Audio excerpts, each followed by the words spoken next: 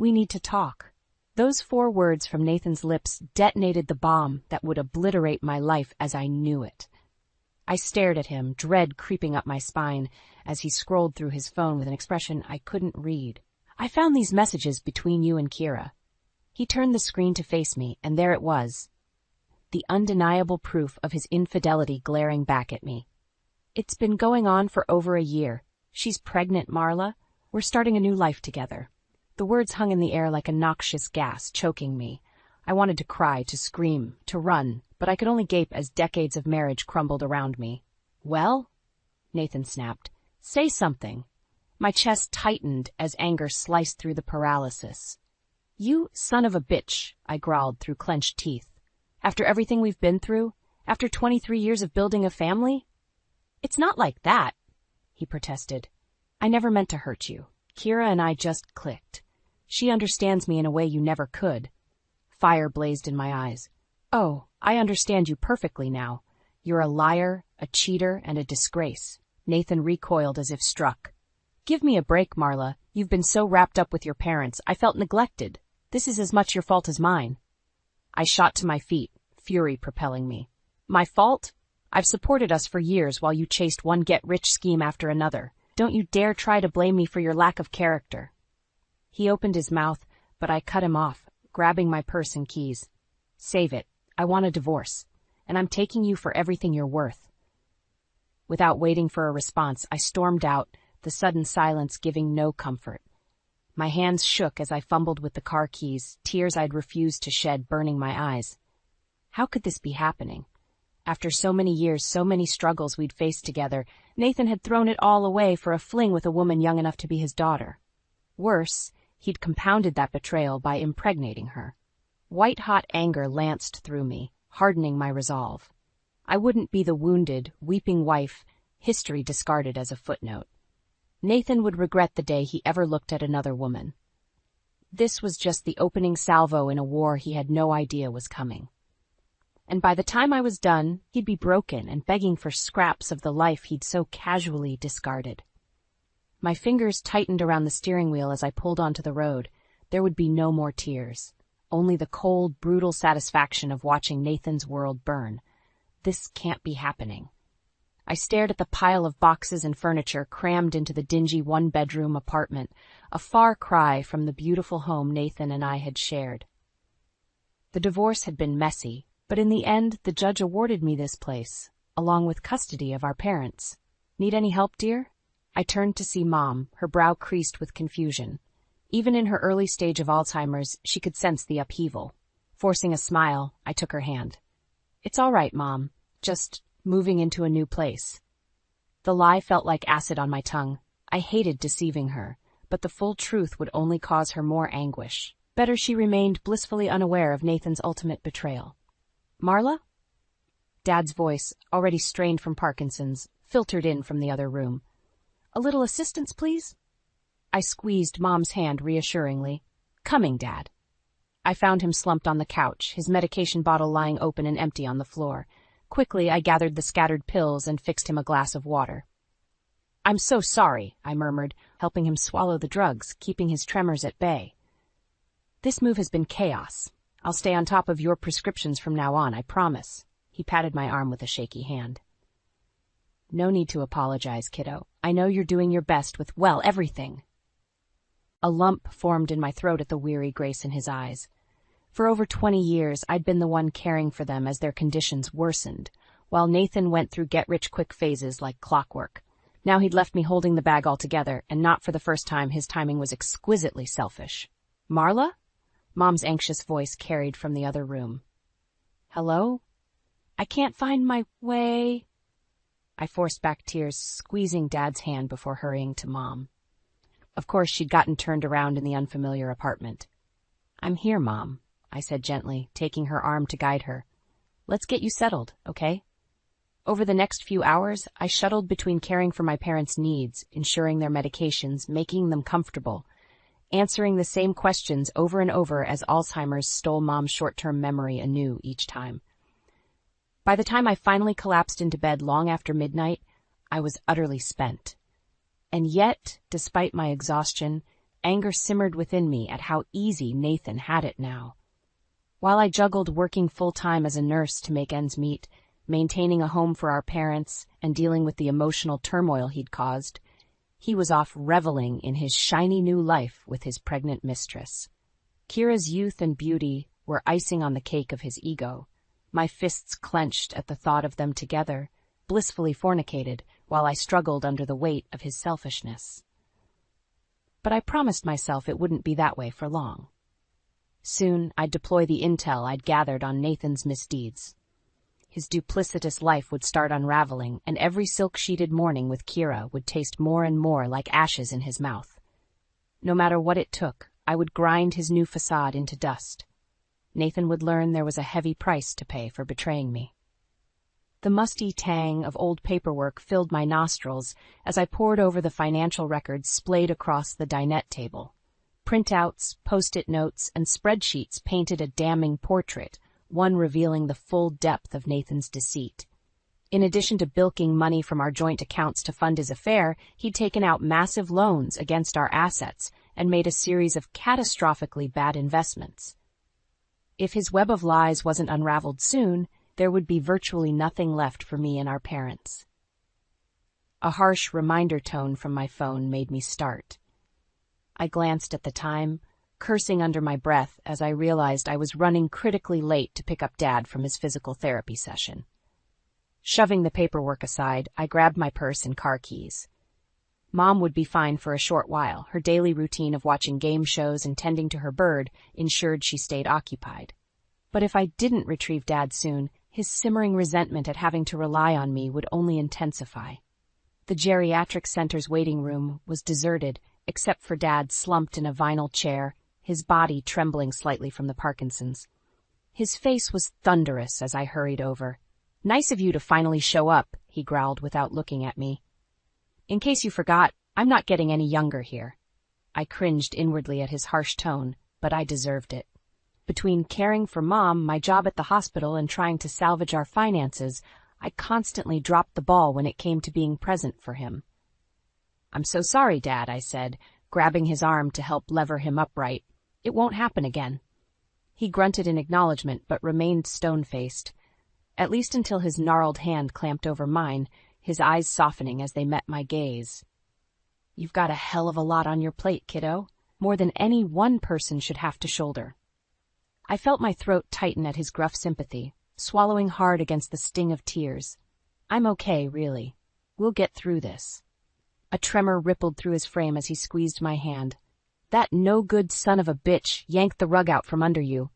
But you listen to me, Marla. You are not alone in this fight, you hear?" Though his voice was weakened by age and illness, an undercurrent of determination flowed through his words. I was reminded of how Dad had provided for us through sheer grit after his factory job was outsourced, refusing to let misfortune shatter our family. Fierceness kindled within me, banishing the urge to buckle under the strain of Nathan's betrayal.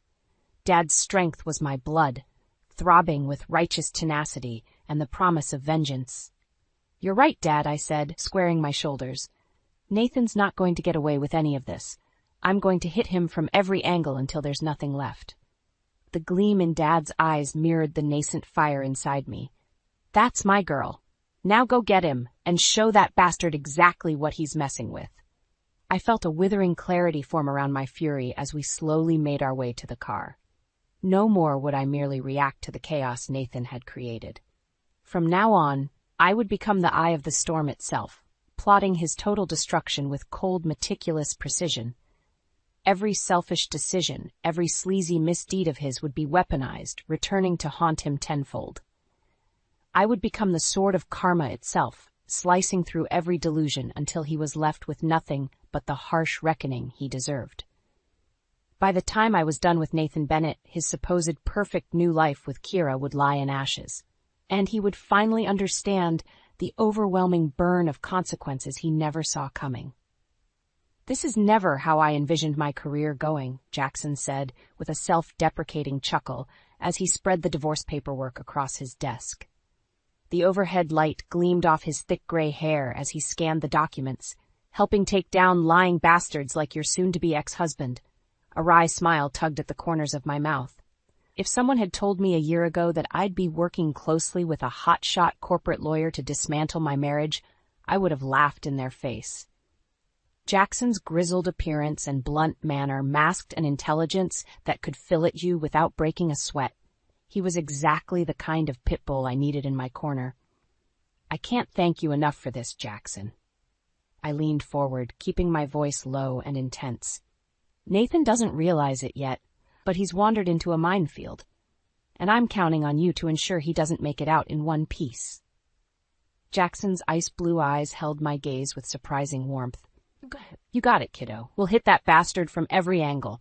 Financial malfeasance, alienation of assets, negligence towards your parents. By the time this is over, he'll be lucky if he can afford a cardboard box under an overpass. I nodded, satisfied by his grim certainty. But there was still one key element missing from my plan. Insight on Nathan's new lover and cohort in betrayal, Kiera. That was where Leah came in, her startling appearance at the cafe nearly making me choke on my coffee. Marla Bennett, right? The petite brunette slid into the seat across from me, her expression a blend of wariness and distaste. I'm Leah, Kiera's sister. My eyebrows shot up at this unexpected development. I didn't realize Kiera had any family in the area. Well, we're not exactly close, she said with a derisive snort. That etiquette-eschewing tramp hasn't spoken to me since she shacked up with your lying dirtbag husband. Leah's disdain was palpable, her hazel eyes blazing with disgust. Family drama clearly ran deep. Let me guess, I replied, leaning back in my chair to study her. You want to help take them down as much as I do. A feral grin carved itself across her delicate features as she nodded. You could say I have a vested interest in seeing that bastard get what's coming to him. Over the next hour, Leah regaled me with a litany of jaw-dropping details about Nathan and Kiera's sordid affair. Graphic sexual encounters in seedily locations, furtive payoffs to keep Kiera in a life of empty glamour as Nathan frittered away money behind my back, her callous indifference to the child she was carrying. With each new lurid revelation, my blood boiled hotter. Nathan's appalling lack of integrity was exceeded only by Kiera's sociopathic amorality. That's a lot to process. I finally managed once Leah's tirade wound down. While part of me felt sickened to my core, another part thrilled at the upswing in ammunition against them both. Leah arched one sculpted eyebrow, clearly sensing my restraint. You wanted the unvarnished truth about those two scumbags. I'm giving you a grenade to lob straight into the middle of their sordid fairy tale. The question is, do you have the balls to pull the pin and watch it all explode? I held her gaze, feeling an icy clarity form around my fury. This was my chance to strike at the dark heart of Nathan's hedonistic delusions. No more indecision or moral restraint.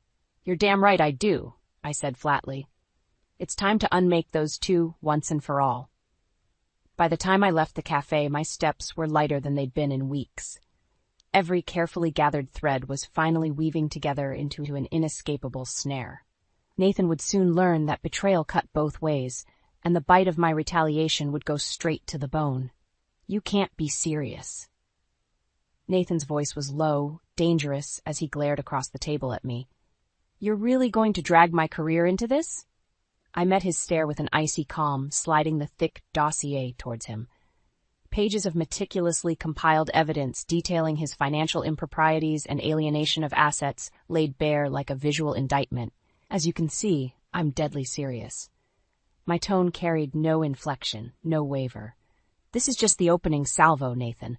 I'll burn everything around you until there's nothing left. His jaw clenched, anger and disbelief warring across his features as he flipped through the damning pages. Good. Let him be enraged. Let him finally understand the sheer depths of my wrath. Where did you even get this? He sputtered, slamming the dossier down hard enough to rattle the silverware.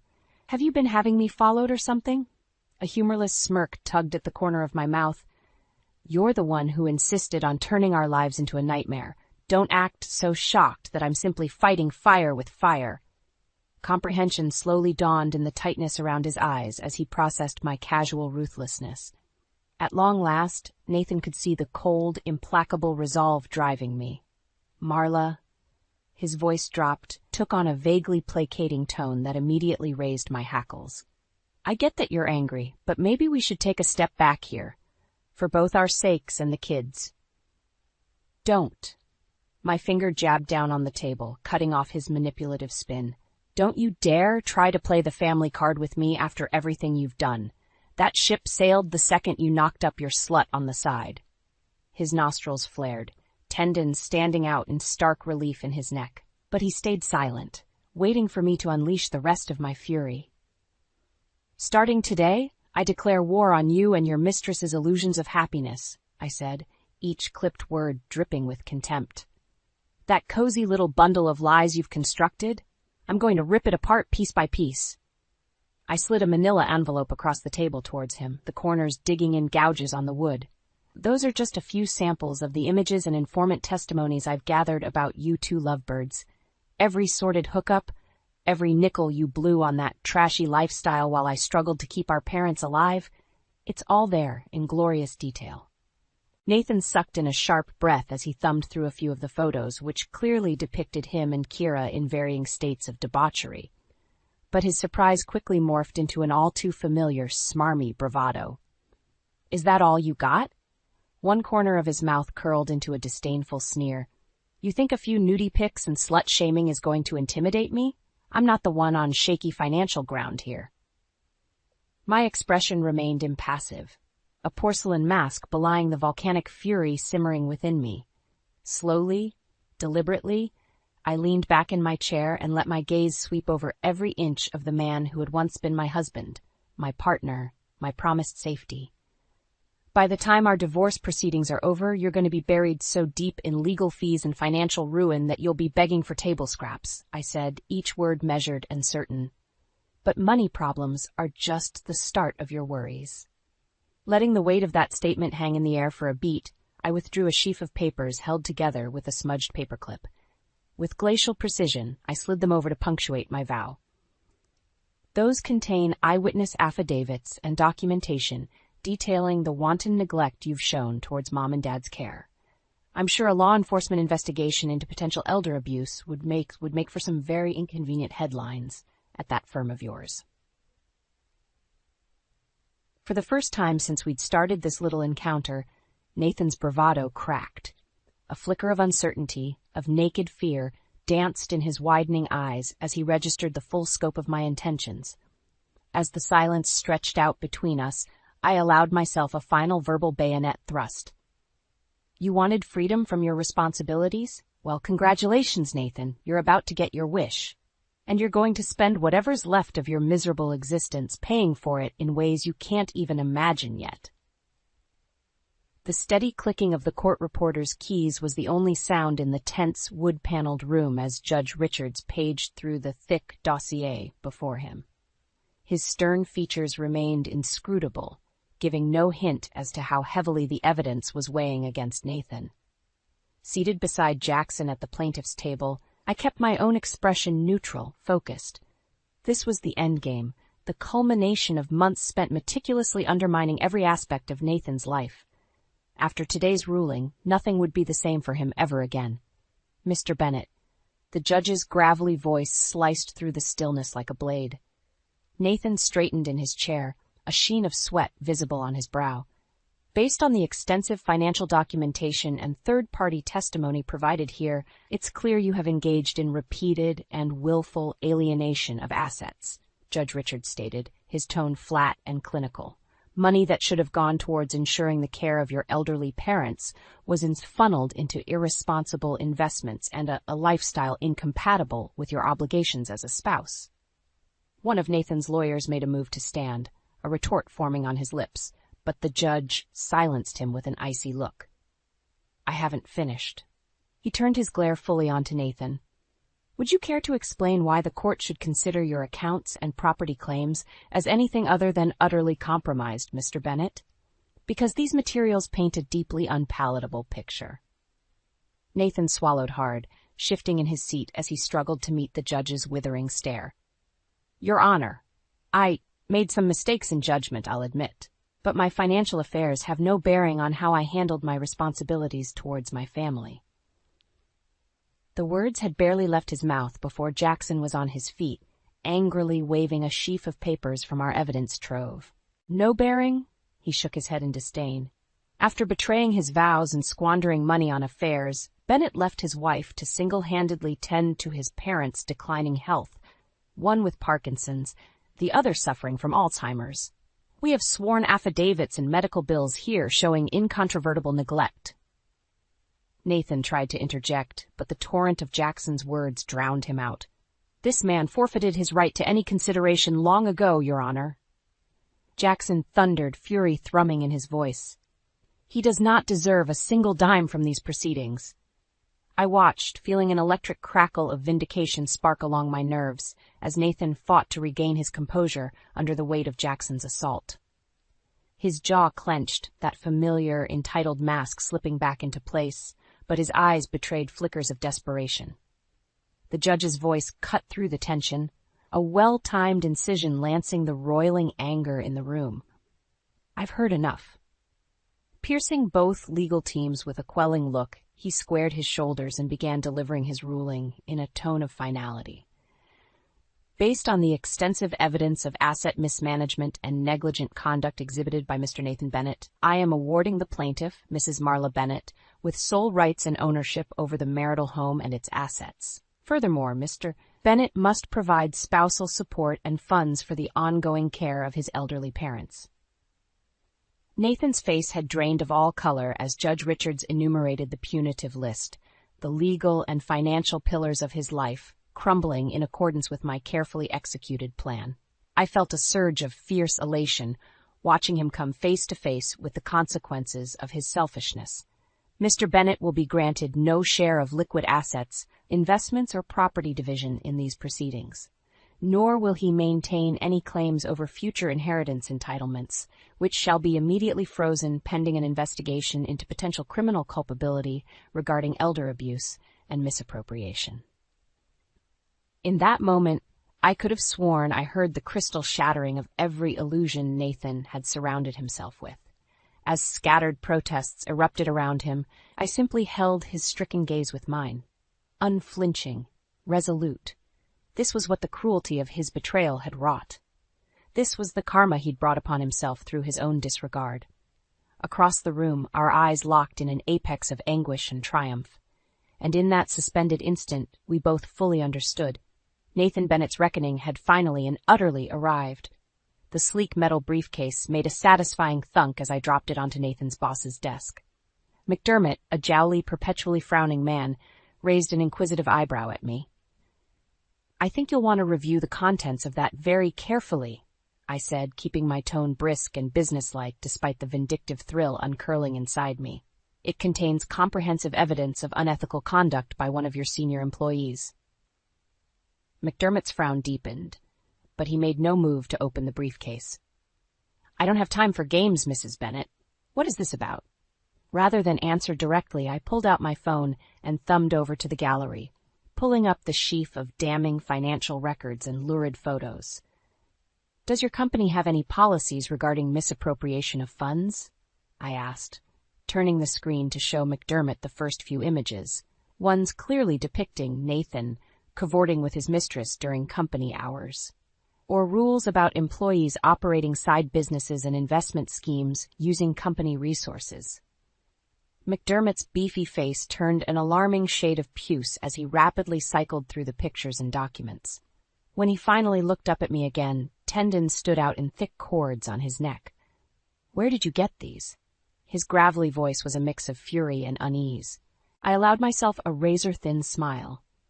I have sources. But more importantly, I have proof that Nathan Bennett has been grossly abusing his position at this firm to enable his infidelity and shady personal dealings. Planting my palms on McDermott's desk, I leaned forward to catch and hold his gaze. He's a liability, one that could jeopardize your entire company's standing if this information got into the wrong hands. But I'm giving you the chance to handle this in-house, so to speak. McDermott's jaw clenched hard as he processed my none-too-subtle threat. I watched the realization wash over him that I had him precisely where I wanted. When he finally spoke, his tone was as cold and hard as the briefcase between us. Consider it handled. That son of a bitch is through here the second I can push the paperwork. I allowed myself a thin, satisfied smile, pushing back from the desk. Pleasure doing business with you. As I strode down the corridors towards the exit, I could feel the knot of anger that had driven me for so long finally beginning to uncoil. The wheels of Nathan's undoing had well and truly been set in motion. By the time I made it home, a voicemail was already waiting for me. I felt a surge of vicious triumph as Nathan's voice, strained and desperate, issued from the speaker. Marla, please, you have to call me back. I don't know what you think you're doing, but I just got terminated from my job. They're accusing me of misusing funds and corporate resources for my own gain.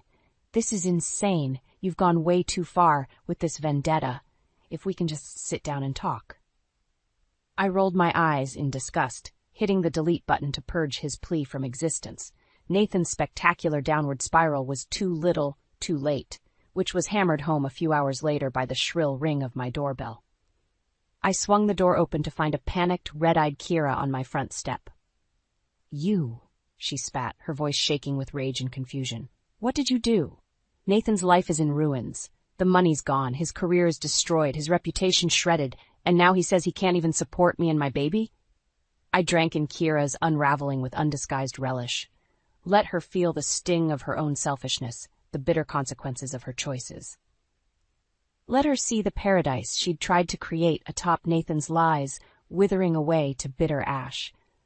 Did you really think it would all just work out? My tone dripped with disdain.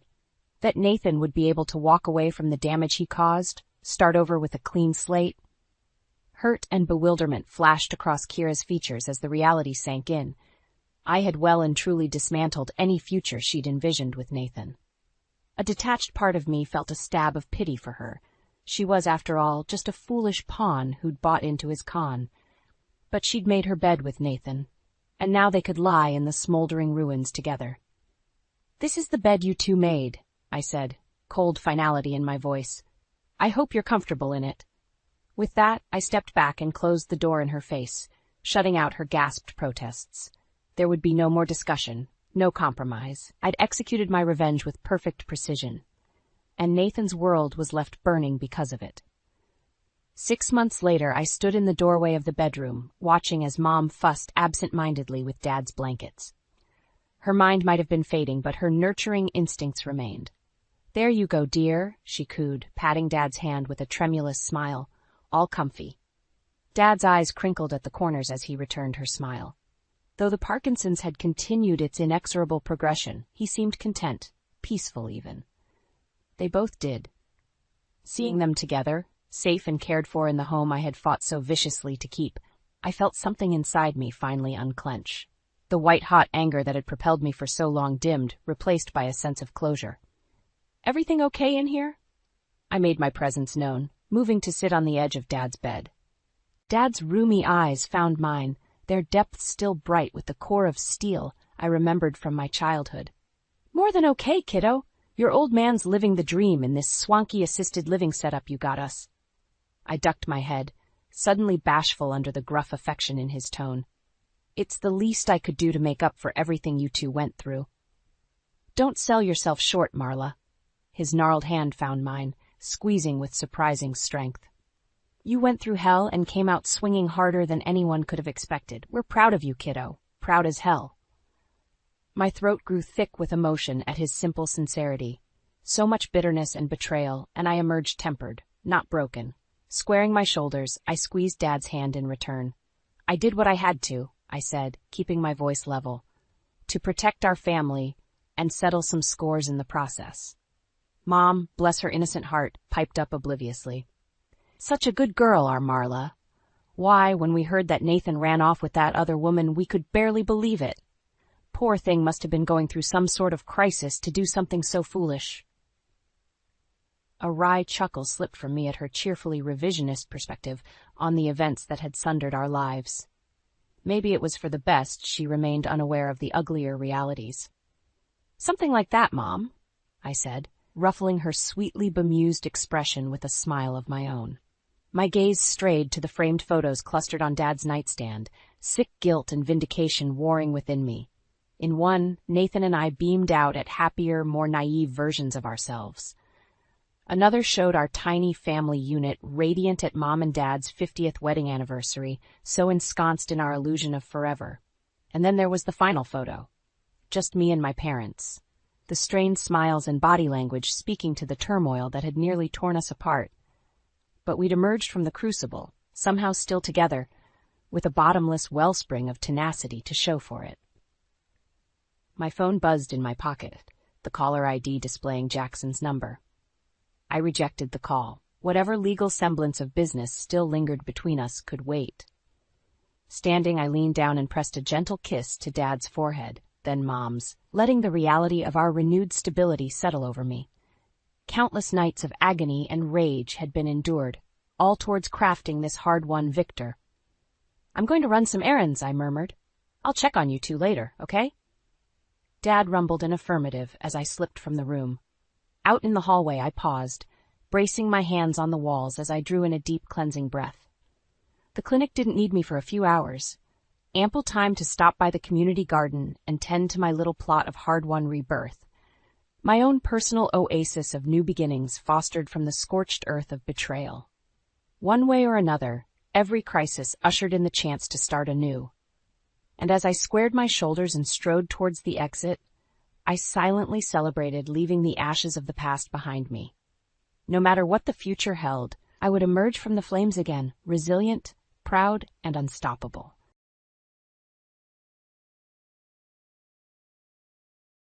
I apologize, but it appears that there is a problem with my car. I was notified that I needed to pay off my balance right away in order to keep my card active. My regular credit card payment hasn't been processed yet, the customer support agent mentioned. I had assumed that I had enough money in an account for automatic withdrawals, but when I looked at my bank balance, it was a startling $2. My spouse is the only other individual with the ability to withdraw money from this account. I hurriedly reached for my phone to call the police, feeling a wave of panic. My name is Emily, and I work as a web designer. I am 29 years old. I like that my employment lets me choose my own hours, so I can be flexible. Even though I can meet with clients electronically, I still prefer in-person meetings since they allow me to express my ideas more effectively. I frequently find myself working nonstop toward project deadlines, forgoing sleep in order to be productive.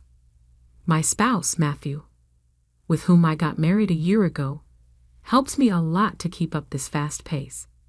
He was the liaison on a project I was working on for his company a few years ago, which is when we first got together.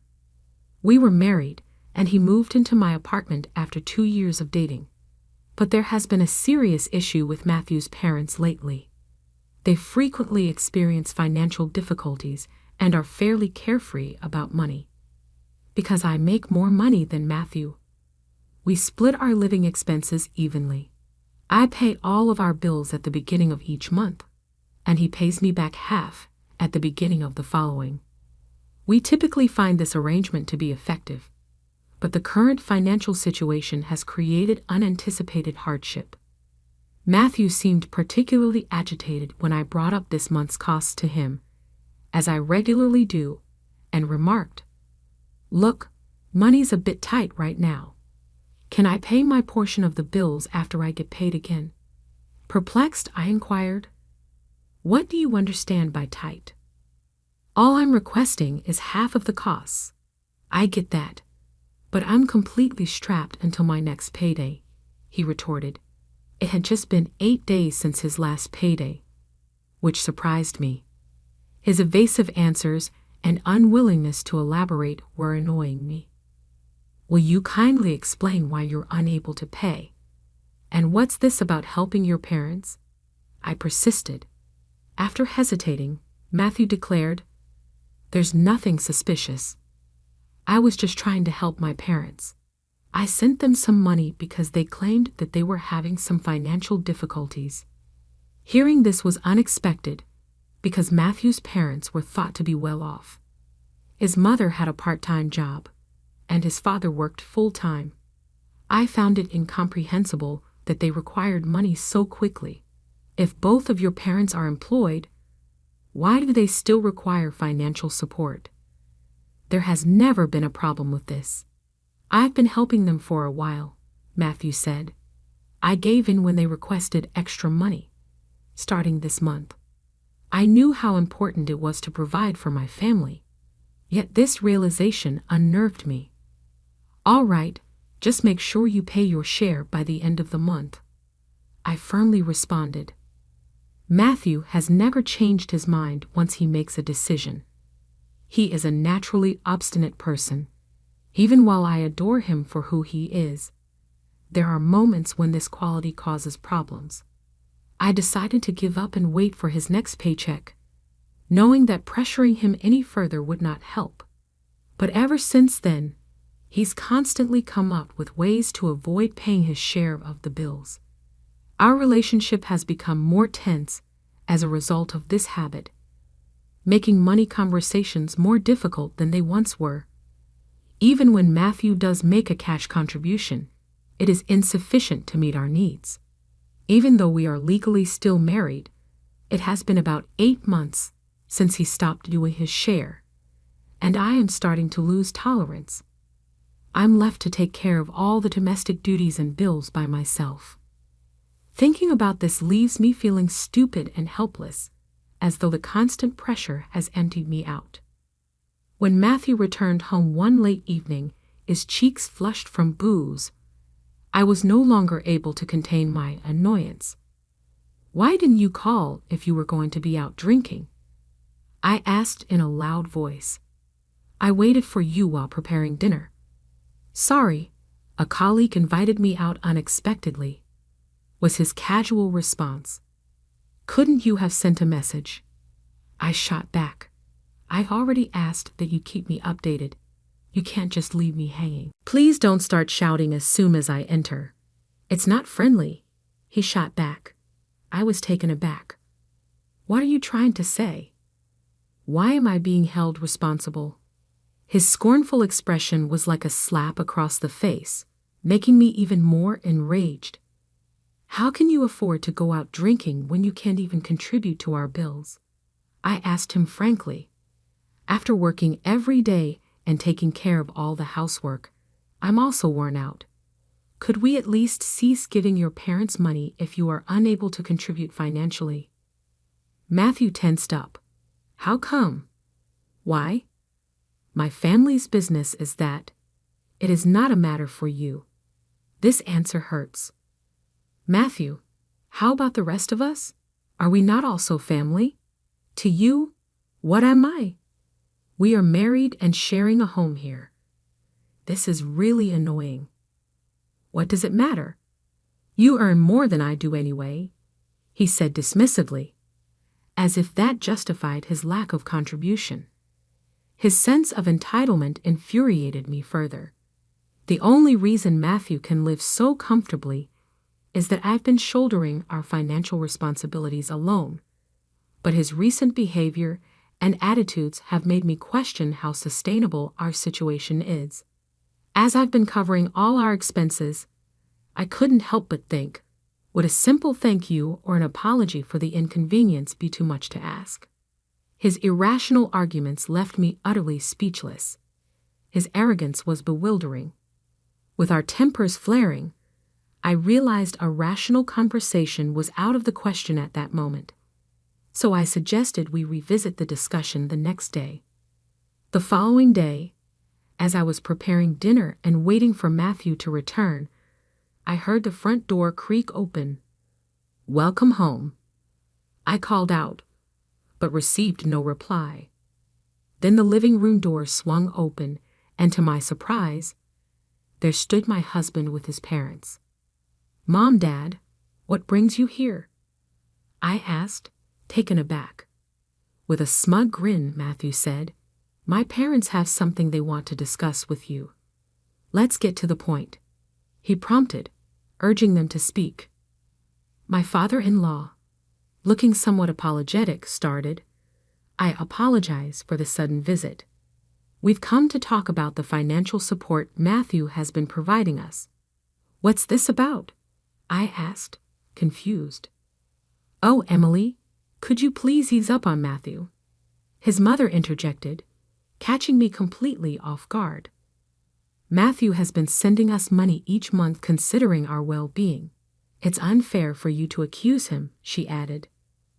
What are you saying? I'm just asking for our living expenses to be managed properly, I replied, trying to contain my frustration.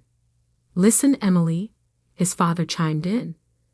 I hate to bring this up, but we're practically family, aren't we? If your own family were struggling, wouldn't you lend a hand? That's what anyone would expect, right? His mother continued.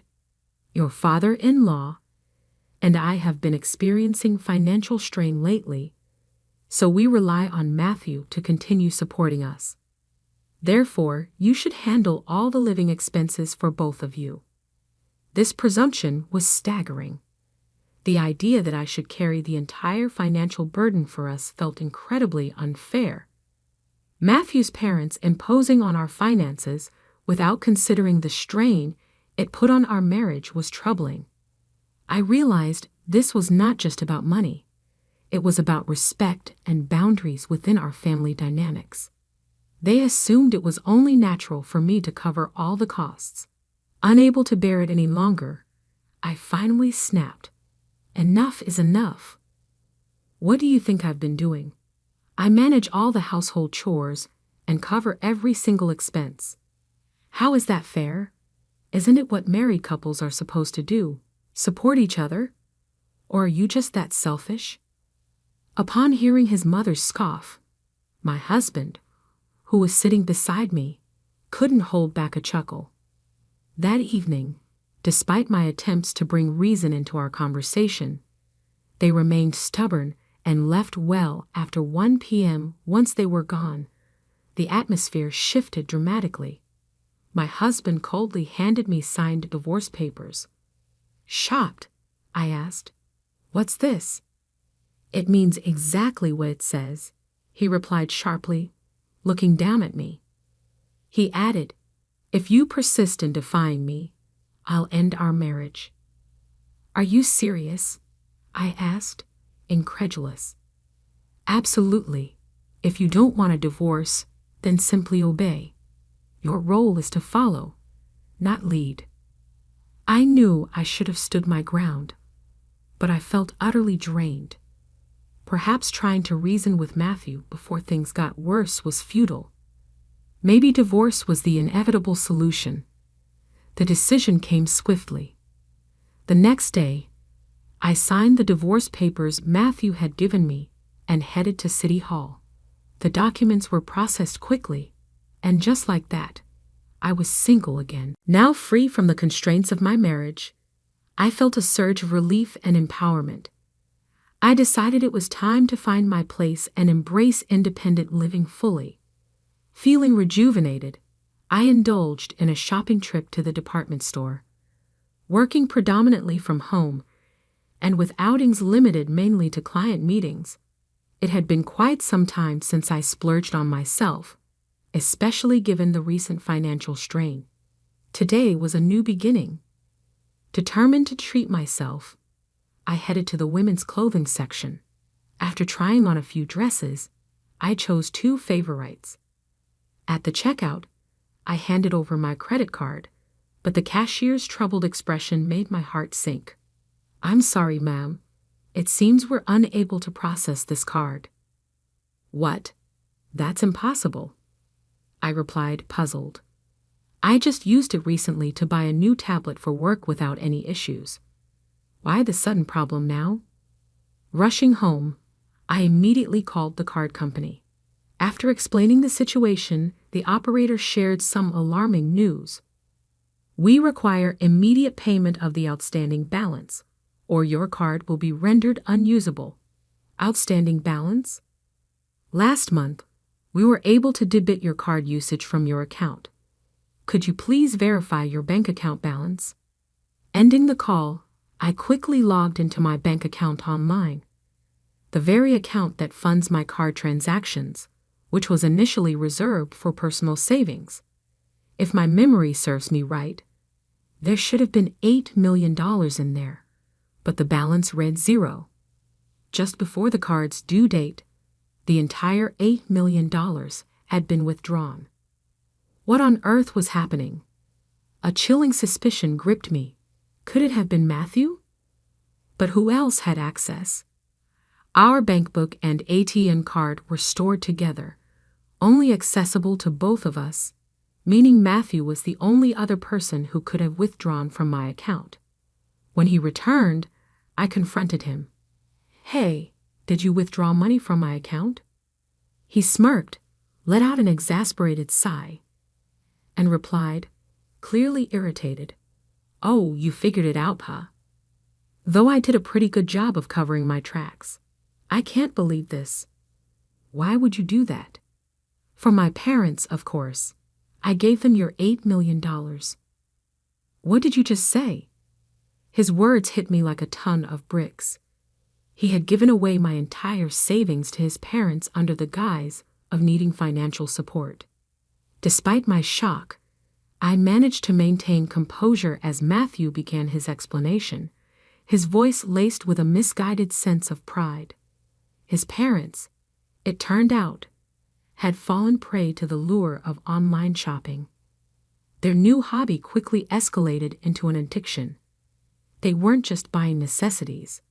They were splurging on luxuries, accumulating duplicates of expensive items, and even distributing them to neighbors as if hosting some extravagant giveaway.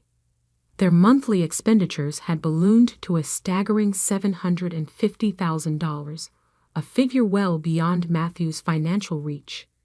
Desperate, he had dipped into my savings, extracting a whopping $8 million to cover their excesses. When he finished, he casually remarked, "You shouldn't be upset. After all, they're practically your family too. Think of it as helping out the family. It's just $8 million. No need to make such a big deal out of it."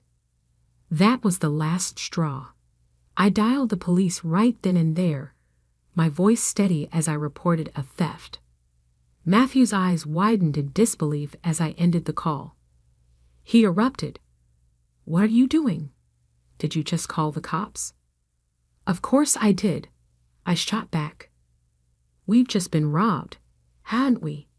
He sputtered. "But this is exaggerating. It's my house too." I cut him off, standing my ground. "Actually, we're divorced now, and this apartment is leased under my name only. So technically, it's not your home anymore. We are not together. Remember those divorce papers you signed yesterday? They've been filed, so this place is mine." As the tension escalated between us, Matthew still couldn't grasp the gravity of the situation. "You've got to be kidding me. Call them back and cancel the report," he pleaded in disbelief. I waved my phone menacingly at him and warned, "If you dare lay a finger on me, I'll call the cops again. Just so you know, they're already on their way. You can't escape now. Why don't you just admit what you've done?" Looking desperate, Matthew tried to evoke our past. "Wait, hold on. We loved each other, didn't we? How did it come to this?" "Love each other?" I scoffed, my voice thick with scorn. "Don't try to feed me that nonsense. Think about it. Whose fault do you think all of this is? It all began because you blindly supported your irresponsible parents. You can't just act recklessly and expect forgiveness. Who would forgive someone as despicable as you?" Stung by my words, Matthew attempted to shift the focus. "What a fool. Do you really know who you're talking to?" "Yes, I'm talking directly to you," I shot back, my voice cold and steady. "Like parents, like children. Because you were raised by parents who were careless with money, you think it's acceptable to deplete someone else's savings.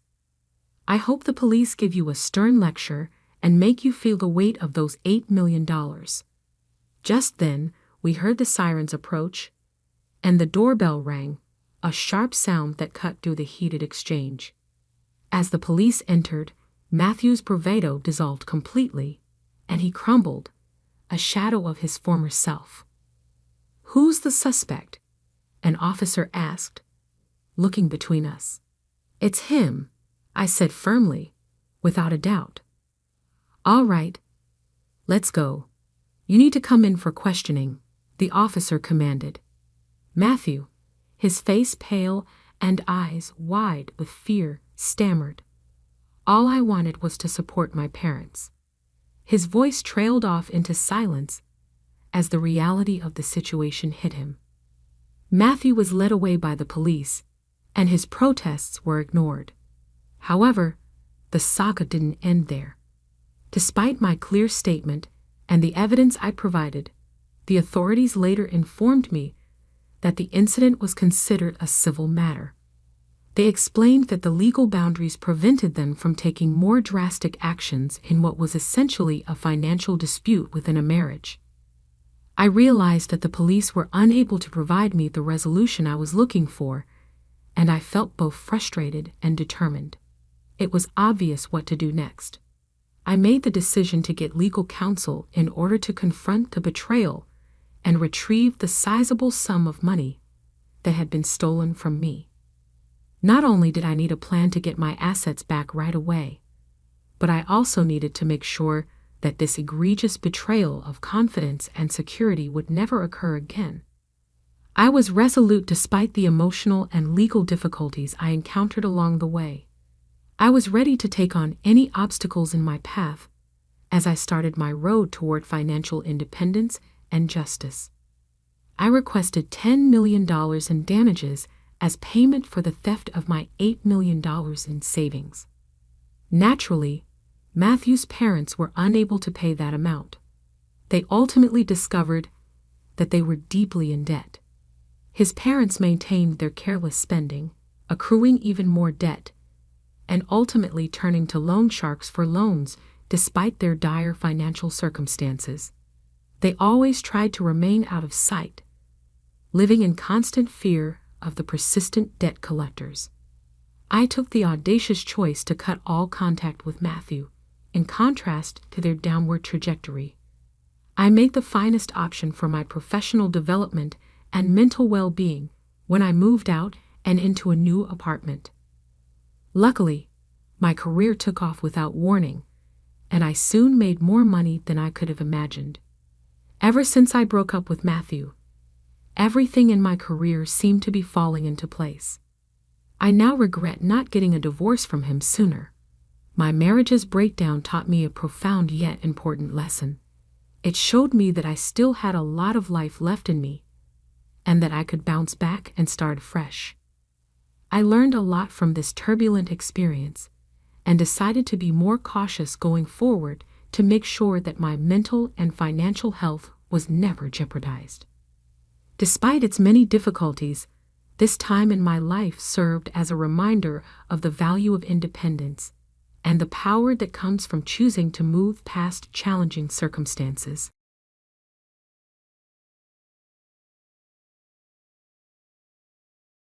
Please take action.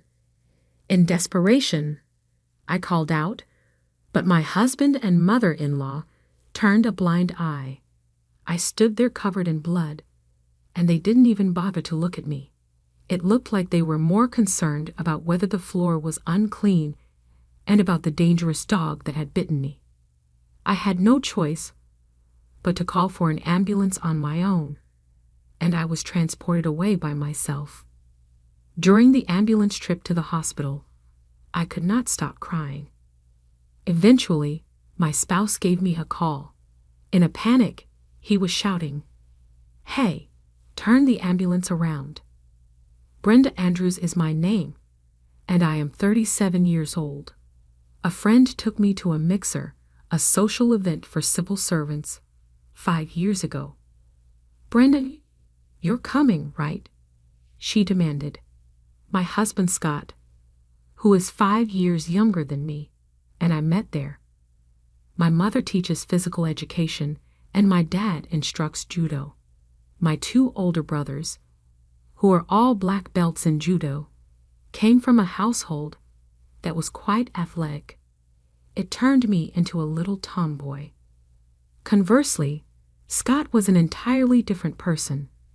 His shirt buttons didn't match when we first met, and he stammered when making the toast.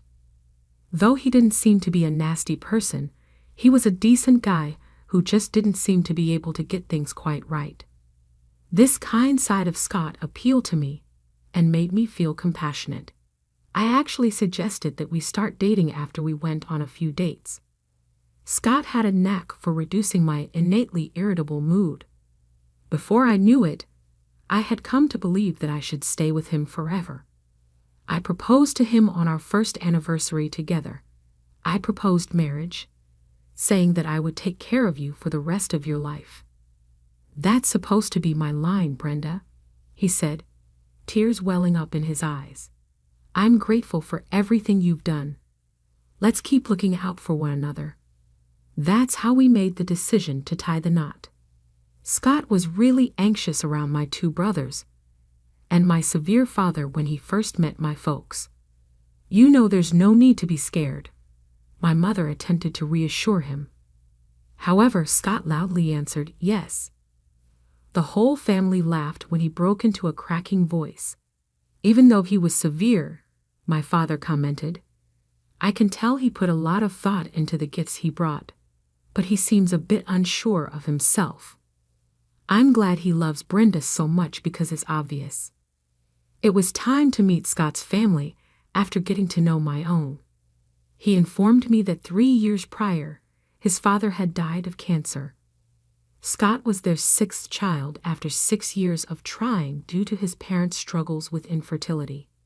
I wasn't the anxious sort normally, but on that particular day, I was particularly nervous about seeing his mother. I was so worried about what would happen if she didn't like me. What if I welcome her incorrectly? What happens if our age gap bothers her? At that moment, Scott, who isn't the most comforting person, said, "Don't worry. My mom is really kind. Talking to her will come naturally to you. She is well known in the community for her constant smiles." It helped me a little to hear this. "And there's no way anyone could dislike you, Brenda," he continued. His remarks cheered me up. We rang the doorbell as soon as we got to his family's house. I made an introduction. "Brenda, nice to meet you." "Oh, you must be Brenda. Thank you so much for taking the time to meet with me today," his mother remarked with a warm grin. "Come on in. There's no need to be so formal." She looked elegant and kind, and she was wearing a beautiful dress. When the topic of the age gap came up, she responded, "Age doesn't matter at all," which alarmed me. "That someone like you will become Scott's wife makes me very happy." My worries all vanished. She was excited by everything I stated and showed no concern at all about my age difference. I had a blast. We got to talking about a dog my mother-in-law used to own. "Isn't that adorable?" she said, pointing to a picture. "This dog belonged to me in elementary school.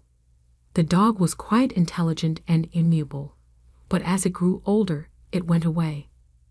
My spouse then said, "Mom, Brenda doesn't really like dogs." "Brenda, you don't like dogs?" she asked, appearing astonished. I said, "Yeah, in actuality. Despite my slight tomboyish tendencies, I'm terrified of dogs. When I went to collect the ball from my brother when I was playing in the park as a child, a frightened stray dog bit my arm. My bleeding was severe, requiring 5 sutures. I've been terrified of dogs ever then, and it was a horrible event." In reply, Shirley said, "Oh my, that was unknown to me. I apologize profusely for bringing up dogs when you're terrified of them." Quickly, I replied, No, I apologize if I alarmed you. The poodle in the photo was quite adorable." "Thank you," Shirley answered with a smile.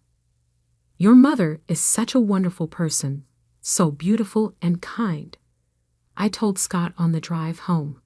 With a smile, he answered, I know, right?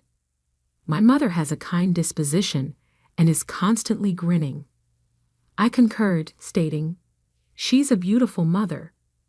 We talked eagerly about his mother all the time. Then suddenly, my husband became serious. Actually, there's something I want to talk to you about, he said. You know how we visited my family home today? Yes, it was such a big house. I was really surprised, I replied. Exactly, he continued. When my dad was still alive, he designed it with my mom in mind, making sure everything was convenient for her. The house even has 4 children's rooms in case they had more kids, but since I'm an only child, they were never used.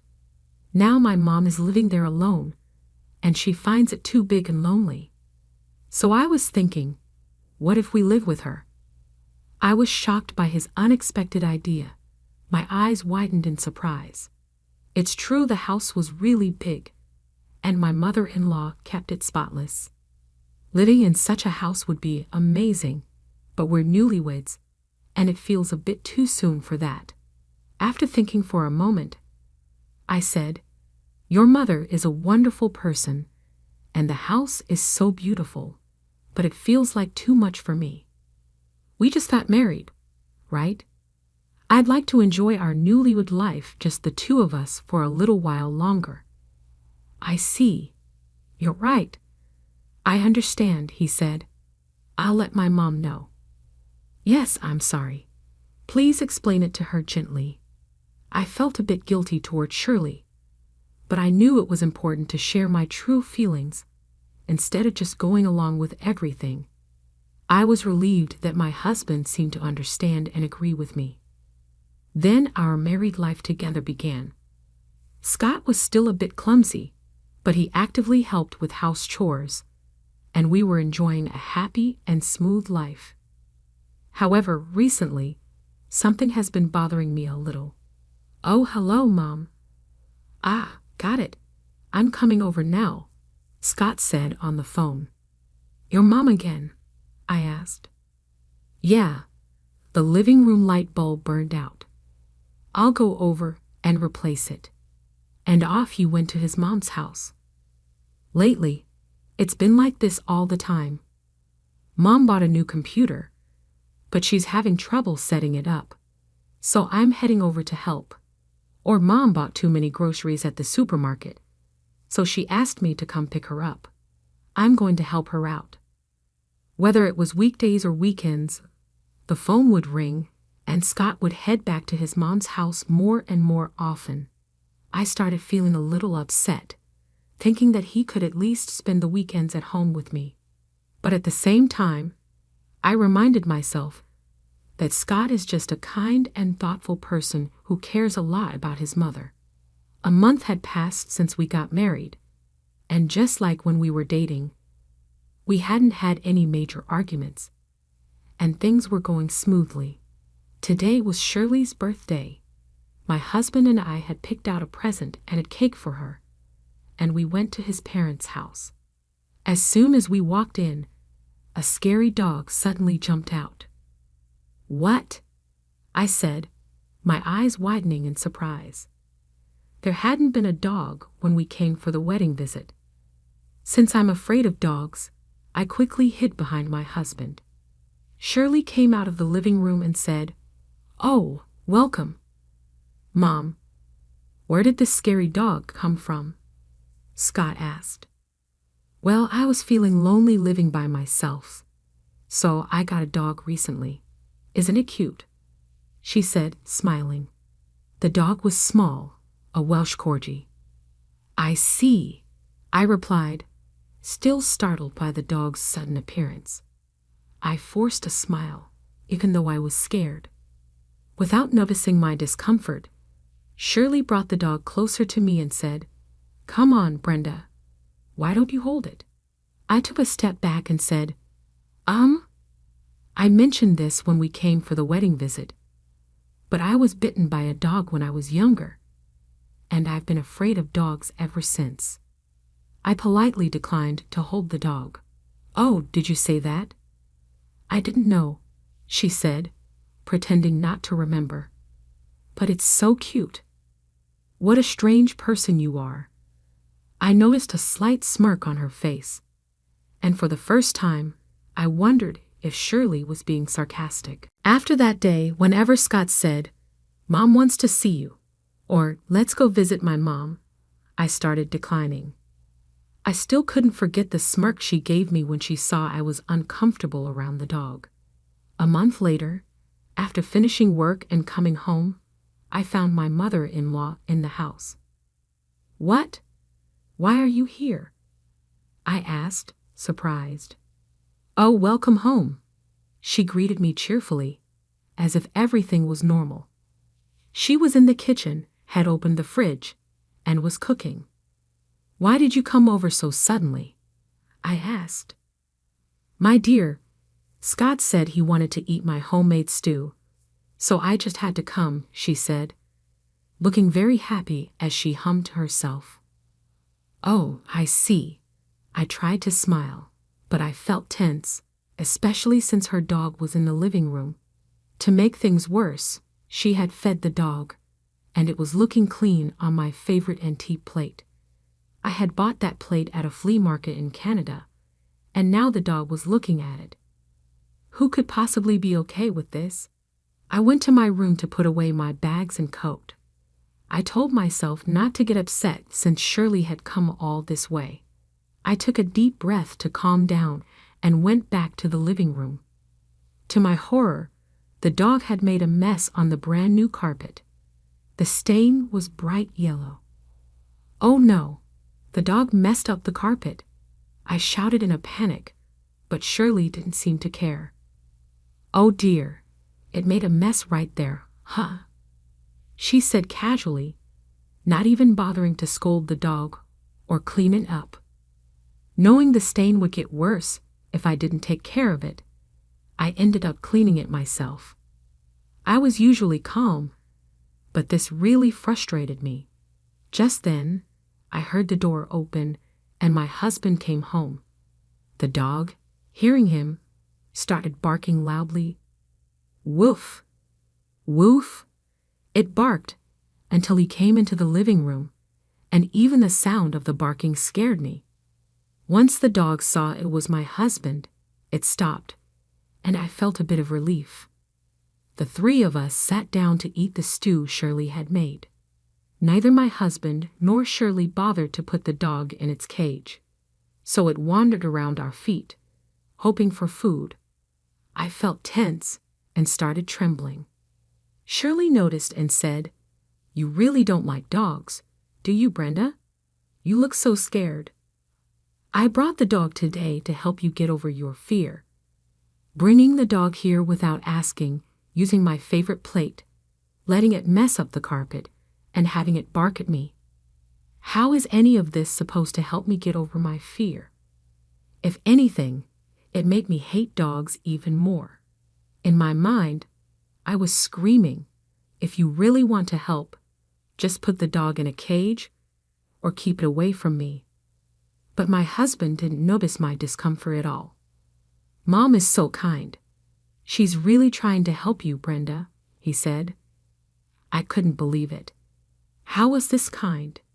She was pretending to care while actually making things worse for me.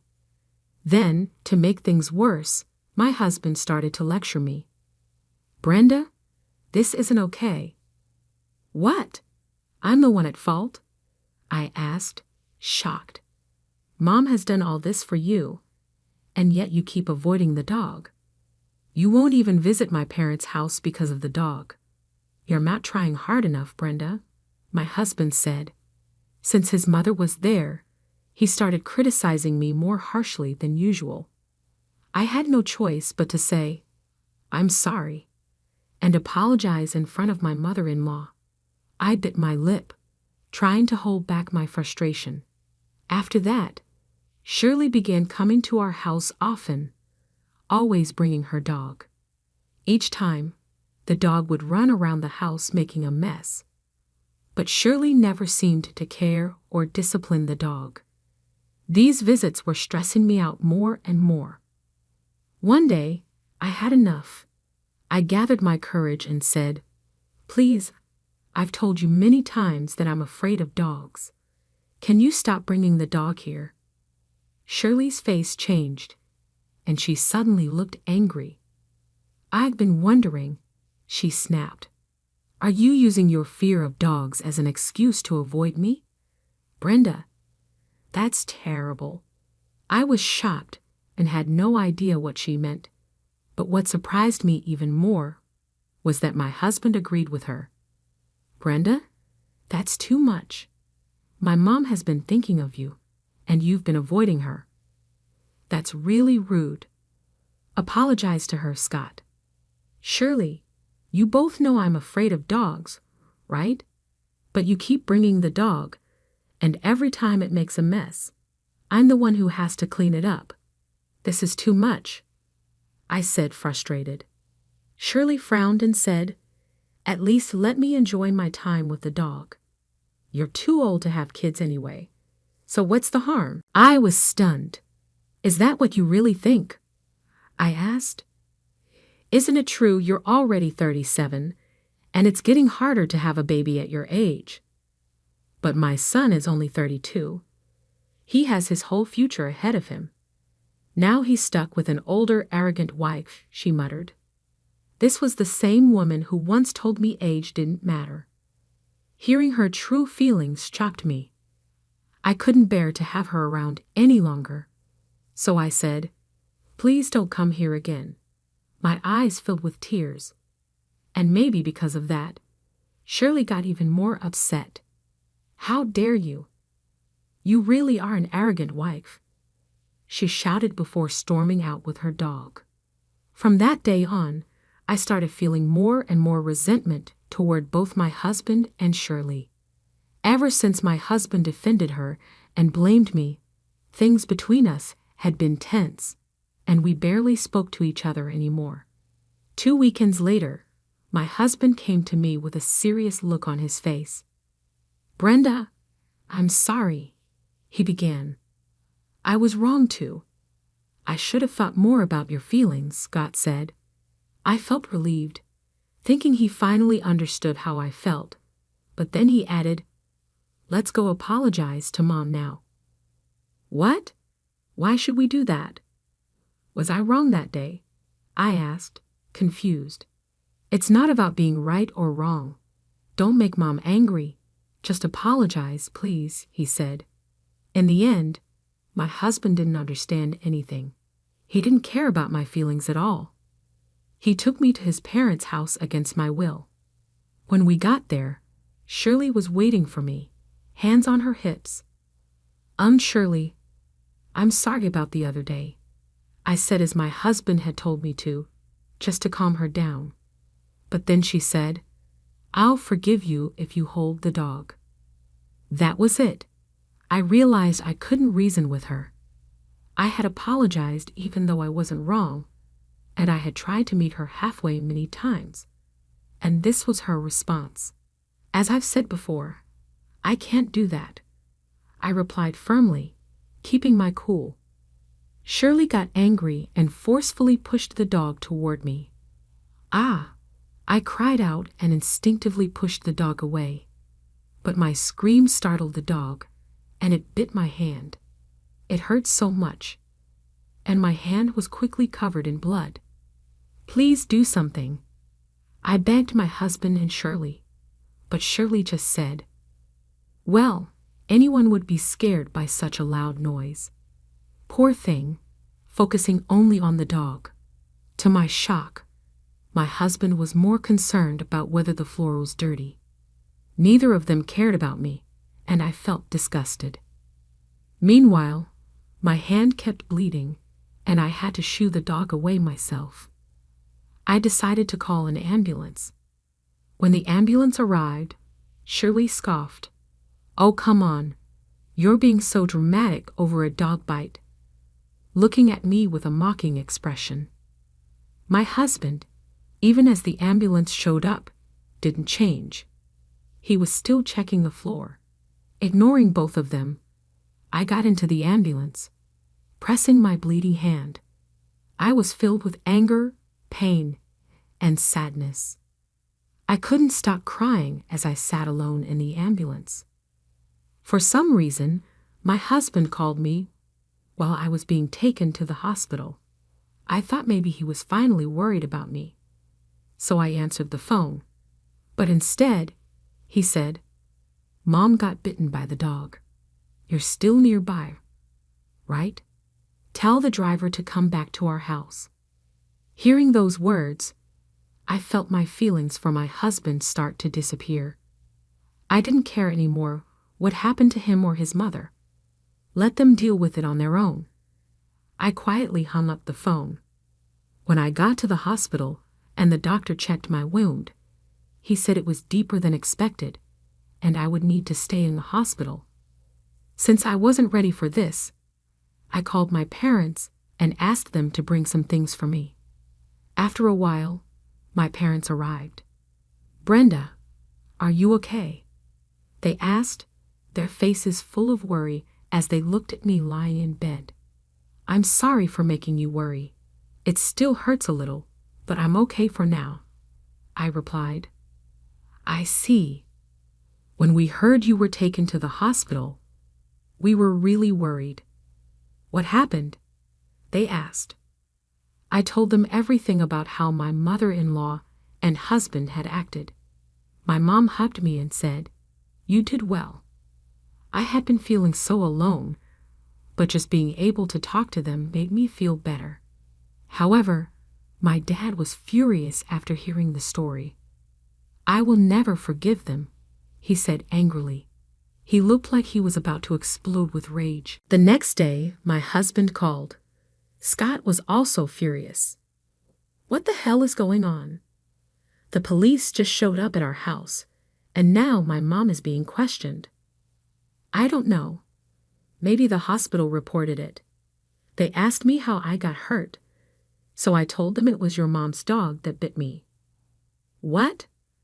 What if my mom gets arrested? This is your fault for being careless in the first place." "Yeah, I figured you'd blame me," I said, "but I don't care anymore. Actually, there's something I've been meaning to tell you. Let's get a divorce." "What? We've only been married for 4 months. Getting divorced so soon? Everyone at work and our family will laugh at us. It's embarrassing." "I'm not divorcing you," he said angrily and hung up the phone. 2 weeks later, I was discharged from the hospital. My parents came to pick me up, and I decided to go back to their house with them. After that, I talked to a lawyer about the divorce and asking for alimony from my husband, since there was no way to reason with him. Even though my husband kept calling me, I ignored all his calls. Eventually, after missing another call, I got a text message from him saying, "I'm at the cafe near your parents' house. You better come." If he really wanted to talk, he could have come to the house, but he didn't. It was clear he didn't want to face my parents. With no other choice, I went to the cafe. The first thing my husband said was, "I'm not getting a divorce. I don't care what you want. I am getting a divorce. There's no way I want to stay with you or your mother after everything that's happened," I replied. "Don't disparage my mother. You are to blame for this." He went on to lecture me.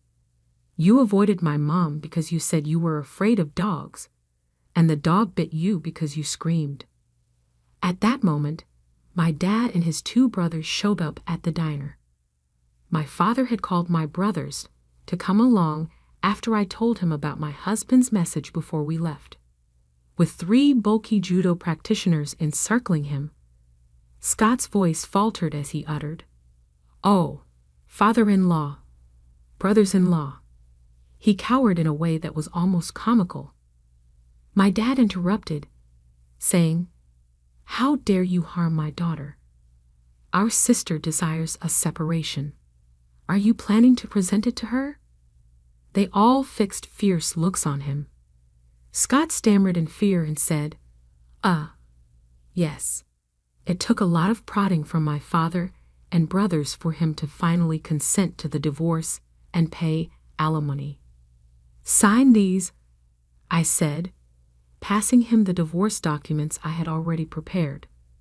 We are divorcing each other. My spouse reluctantly signed the documents, and I departed from the cafe.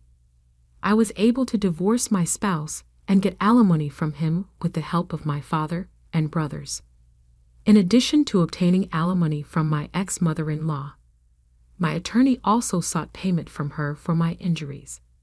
I then learned that the police had questioned my ex-mother-in-law regarding the dog bite. She had to give up the dog after receiving a severe warning. It seems that she lavished so much attention on the dog that it began to believe it was more powerful than people. It bit her also after it bit me, and that's how she fractured her wrist. Now that her wrist movement is restricted, she lives an uncomfortable life. My ex-husband and his mother returned to live with their parents. She would ask Scott, "Can you help with the laundry?" because she was unable to use her wrist correctly. "Could you prepare food for me?" However, Scott was unable to accomplish much on his own because he had never cleaned a house before. My ex-husband blamed her, stating, "It's your fault this happened in the first place," which led to their frequent arguments. They started having frequent arguments. Meanwhile, stories about his mistreatment of me led to his divorce. According to his family and co-workers, his pride took a hit, and it was for the best. While I was in the hospital, I was the one who began those rumors. I told his co-worker the story, and I had his contact information. I told this co-worker on purpose since I knew they loved to gossip. It operated flawlessly. My co-worker disseminated information about my ex-husband's actions, branding him as a mama's boy, abusive, and divorced. In all honesty, he deserved it because it made him an easy target at work. I have a great life now that my brothers and parents have supported me. How is this story to you?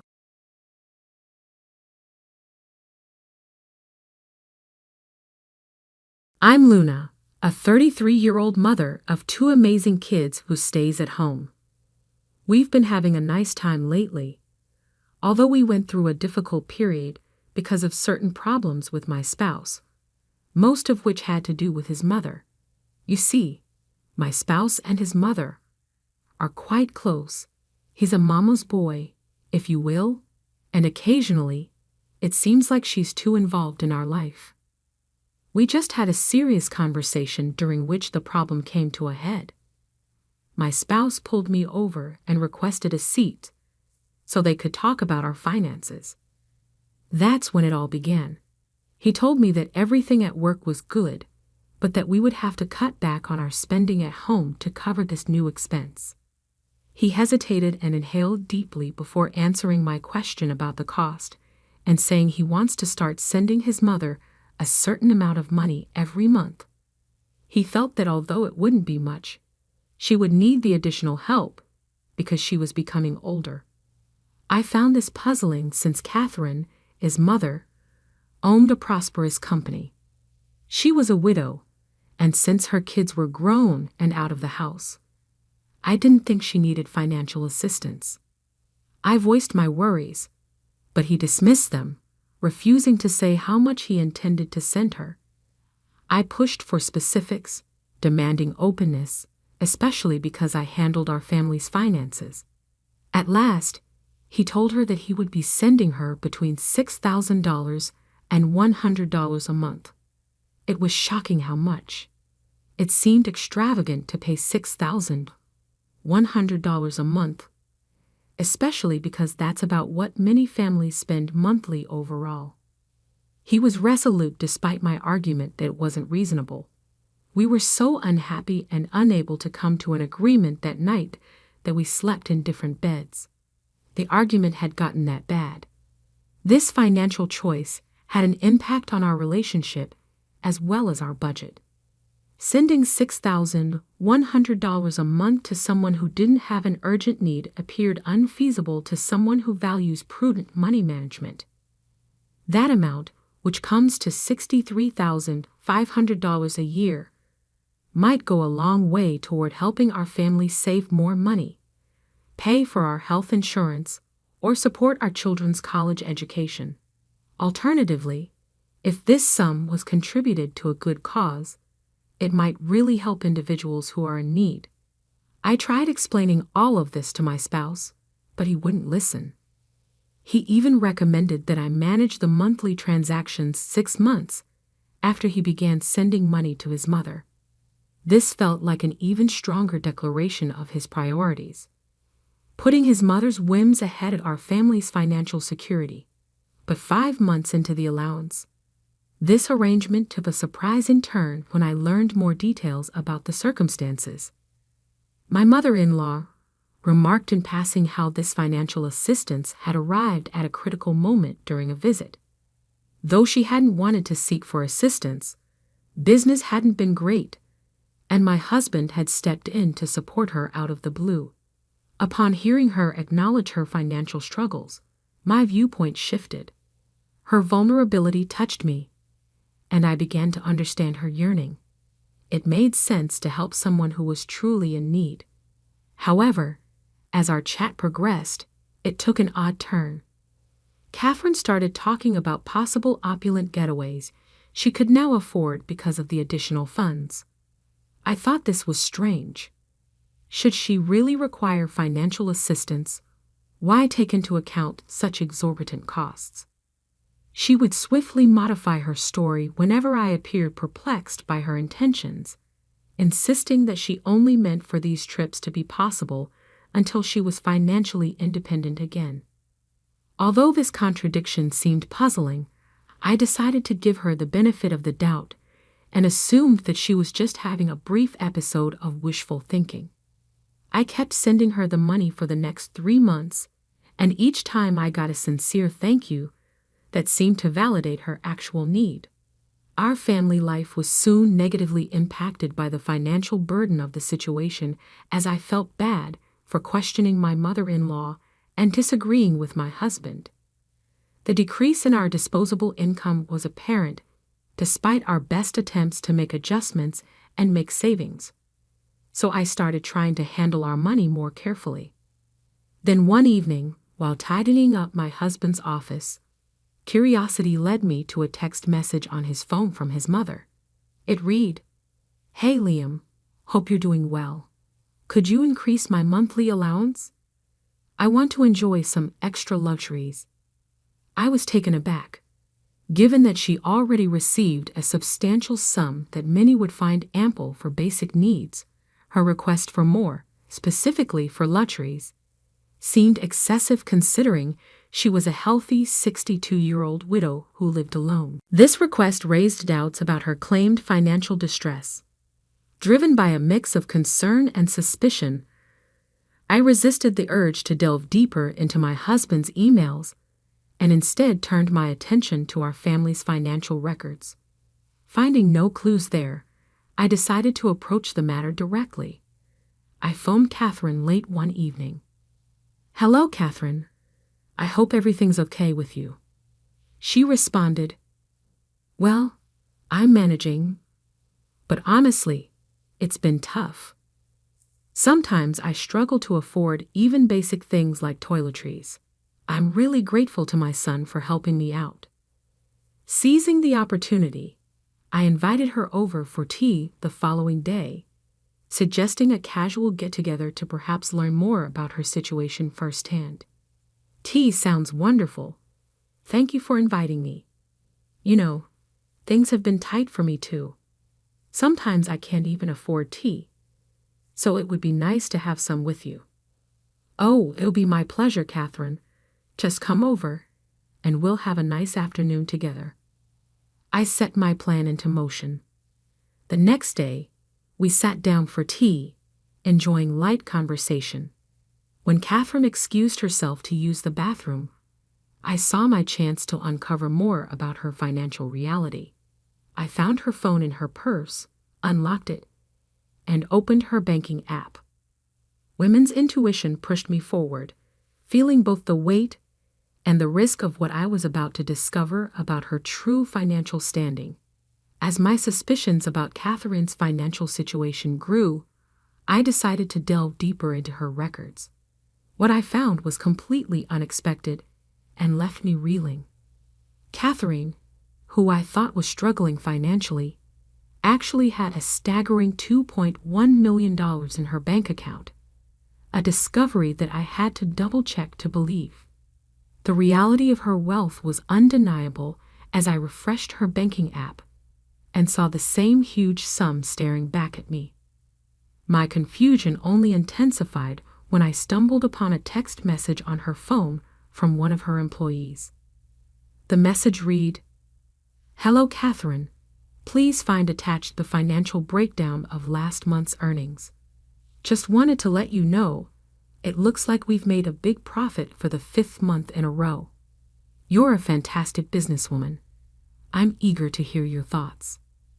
Driven by a mix of disbelief and curiosity, I opened the attached document and was confronted with even more astonishing figures.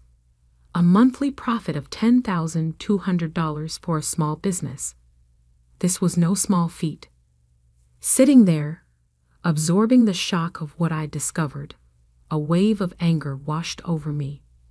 Catherine had been extracting money from her son and indirectly from her grandchildren under the guise of need, which now appeared to be nothing more than manipulation to boost her already substantial wealth.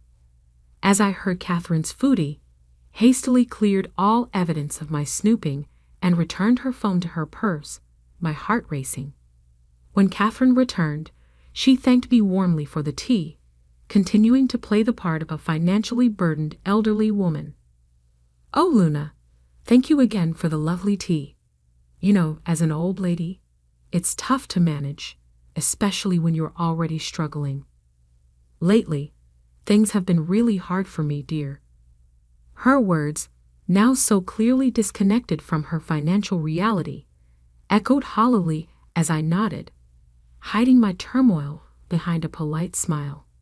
The discrepancy between her portrayed hardships and her actual prosperity left me grappling with what to do next. Catherine expressed her gratitude for the support my husband and I had been providing, and with a polite smile, she ventured to ask if it might be possible to increase her monthly assistance to $8,000. It took every bit of composure I had to maintain a calm demeanor in response to her request, given the discoveries I had made about her actual financial situation. "I understand that times seem tough for you, and we want to help," I managed to say, keeping my voice even. "It's not as if you have millions tucked away." Her brief pause at my words nearly went unnoticed, but I was too attuned to her reactions now. She quickly covered her surprise, laughing it off. "Oh no, of course not. If I were that wealthy, I wouldn't be asking for more help, darling. So what do you say?" Regrettably, I had to let her down gently. "Unfortunately, we can't manage an extra $1,900 right now." The change in Catherine's expression was immediate. Her smile vanished, replaced by a tight-lipped look of frustration. "That's all right. No problem," she said briskly, her tone slightly colder. "I have to leave now, but let's catch up again soon." She left in a hurry, almost as if embarrassed by a personal rejection. With the knowledge of her deceit fresh in my mind, any remnants of sympathy I had for her evaporated. I faced a dilemma about whether to reveal what I had discovered to my husband. After some thought, I decided it was important for him to see his mother's true character on his own, especially given his past criticisms of my concerns. It was a tough lesson, but one he needed to learn by himself. A few days later, the time came to send Catherine her usual $6,100 allowance. Despite having the money ready, I hesitated. Given what I knew, I opted not to send it immediately. I wanted her to experience the surprise and perhaps a bit of the hardship she had so falsely claimed to endure. This decision wasn't made lightly, but it felt necessary to underline the severity of the situation and to prompt a more genuine conversation in the future. When the money didn't arrive as expected, it was the wake-up call Catherine truly needed. As predicted, my husband called me a few hours later, visibly upset. "What's going on?" he demanded. "What do you mean?" I replied, trying to keep calm. "Don't play dumb, Luna. I know what you're up to. Why haven't you sent Mom the allowance? I'm getting tired of your games." He'd accused. I took a deep breath, trying to steady my voice. "Listen, I understand you care about your mom, and I'm sorry if it seems like I don't appreciate that, but you need to hear me out. There's a reason behind what I'm doing." He cut me off, his tone harsh and dismissive. "You don't even earn a dime to have a say in how we spend our money. It's my money, and I'll decide what to do with it. So when I say send money, you do it. You're just a housewife. Remember that." His words were like a knife through my heart. How could he speak to me that way? All the frustration and anger I had contained for so long suddenly erupted, and I couldn't hold back any longer. "You know what your problem is. You don't appreciate me. Do you think being a housewife and mom is a breeze? Well, let's see how easy it is without me. I'm not sticking around to be treated like this, but before I go, check your mother's bank account. Don't bother calling me until you've done that. Have a nice evening." "Luna, wait, I didn't mean," he started to say, but I had already hung up. I was done being treated like I didn't matter. Sometimes life throws challenges at us that force us to take a stand. I had been working tirelessly, and all my efforts were taken for granted. Let's see how he manages without me, especially when he discovers the truth about his mother's deceit. Driven by a mixture of defiance and the need for vindication, I sent him the photos I had taken of his mother's bank account details during my investigation.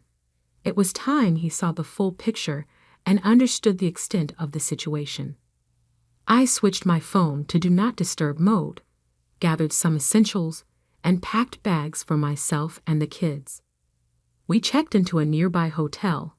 A move I explained away to the children by saying our house needed fumigation and it would be a short stay. To keep their worries at bay, I reassured them that Daddy was staying at a different hotel for the time being. I wanted to protect them from the harsh realities and the tension at home. They didn't need to bear the weight of adult problems. Despite setting my phone to ignore incoming calls and messages, notifications from my mother-in-law and my husband began to fill my inbox. I was too emotionally exhausted to confront them, so I focused on making the evening enjoyable and relaxing for my children. We played games and spent quality time together, a much-needed distraction for all of us. The next morning, I was awakened by a call from the hotel's front desk. "Hello, miss. There's someone named Liam here who'd like to meet you. For safety reasons, we need to confirm if you know each other." "Yes, I know him. He's my husband," I responded, letting them know they could give him my room number. When Liam arrived, he immediately embraced me, his hug full of regret and desperation. "Oh my gosh. I'm so sorry for everything. I saw the evidence you sent me, and you were right not to give her any more money," he said, tears streaming down his face as he clung to me. I led him into the room, and as he composed himself, we sat down to talk. "Darling, I'm so sorry for everything. I'm glad you realized what was going on. Can you tell me what happened?" he asked, genuinely remorseful. Just then my phone rang, It was my mother-in-law. I hesitated but decided to answer. Hello? How dare you invade my privacy like that? I could sue, you know. Do you even need the money? How dare you try to ruin my reputation in front of my son? She accused furiously. Her words confirmed her disregard for the strain she was putting on our family. Despite her anger, I remained calm, aware that Liam needed to see this side of her for himself. Her manipulation had to be laid bare, not just for my sake, but for the well-being of our entire family. As my mother-in-law's voice crackled through the phone, her words were laced with malice, not resembling the woman I once knew, but more like a vindictive stranger. Ha! You must be delusional if you think he'll stop sending me money. Do you think he'll listen to a mere housewife? You're sorely mistaken. Yes, I have money. I've always had money since my husband passed away. I just like to control Liam. Sometimes so he doesn't get too arrogant. He needs to remember that mommy comes first. Her harsh words turned my blood cold, and her tone, manipulative and bitter, shocked me deeply. The yelling was loud enough to wake the children, adding chaos to the already tense atmosphere. Unfazed by the impact of her actions, she continued. So you're not bothered by how your selfishness has disrupted this household. You don't care that Liam and I have been arguing because of your actions. You don't even care that you've been stealing from your son and grandchildren. Her response was chilling. Oh, come on. You two are headed for divorce anyway. I can't wait for that. They'll come home to me eventually. And as for those kids, well, I guess I don't really care. Mom, that's incredibly cruel, I said, hoping Liam was listening. Liam, who had been quiet, finally spoke, his voice filled with disbelief and hurt. Liam, honey, listen. I didn't mean. Nope, that won't work on me this time, he replied firmly. I've seen your true colors, and I've had enough. You've made the past few months hell for me and Luna. How could you manipulate me like this? I'm your son. What kind of evil has possessed you to do such terrible things? His voice carried the betrayal and sadness that he had missed the warning flags. My amazing wife Luna saw right through you from the beginning, even though I fell for your tricks. She was aware that something wasn't right, yet I insulted and yelled at her. Not any longer. My true family is Luna, not you. I hope to never hear from you again. Liam, hold on. However, I am alone, she begged feebly. He said, maybe that's how it should be, and then put a stop to the call with a decisive click, ending a trying chapter and possibly paving the way for a fresh start for us. Though he appeared distraught, as Liam took in the information, I could see a distinct sense of relief flood over him. The understanding that he had been manipulated his entire life must have felt like a huge weight being lifted off his shoulders. He spent the remainder of the day expressing his sincere regret to me and our kids for his actions and the emotional separation he had placed between us. He admitted how much he'd taken for granted, saying he couldn't even get through one night without us. Liam sincerely apologized for his previous transgressions and vowed to do better. Now that he knew the dynamics of manipulation that had distorted his judgment for so long, he was resolved not to let history repeat itself. He was adamant about his bond with his mother. He meant it when he claimed he didn't want to hear from her ever again. She tried to contact Liam several times, but he kept turning her down. Now that she had made her decision, she was on her own to deal with the fallout. His dedication to prioritizing our family ushered in a new era for us, one that was full of promise for a future where we would be closer. Steps closer, I realized I needed to tell her what I had found.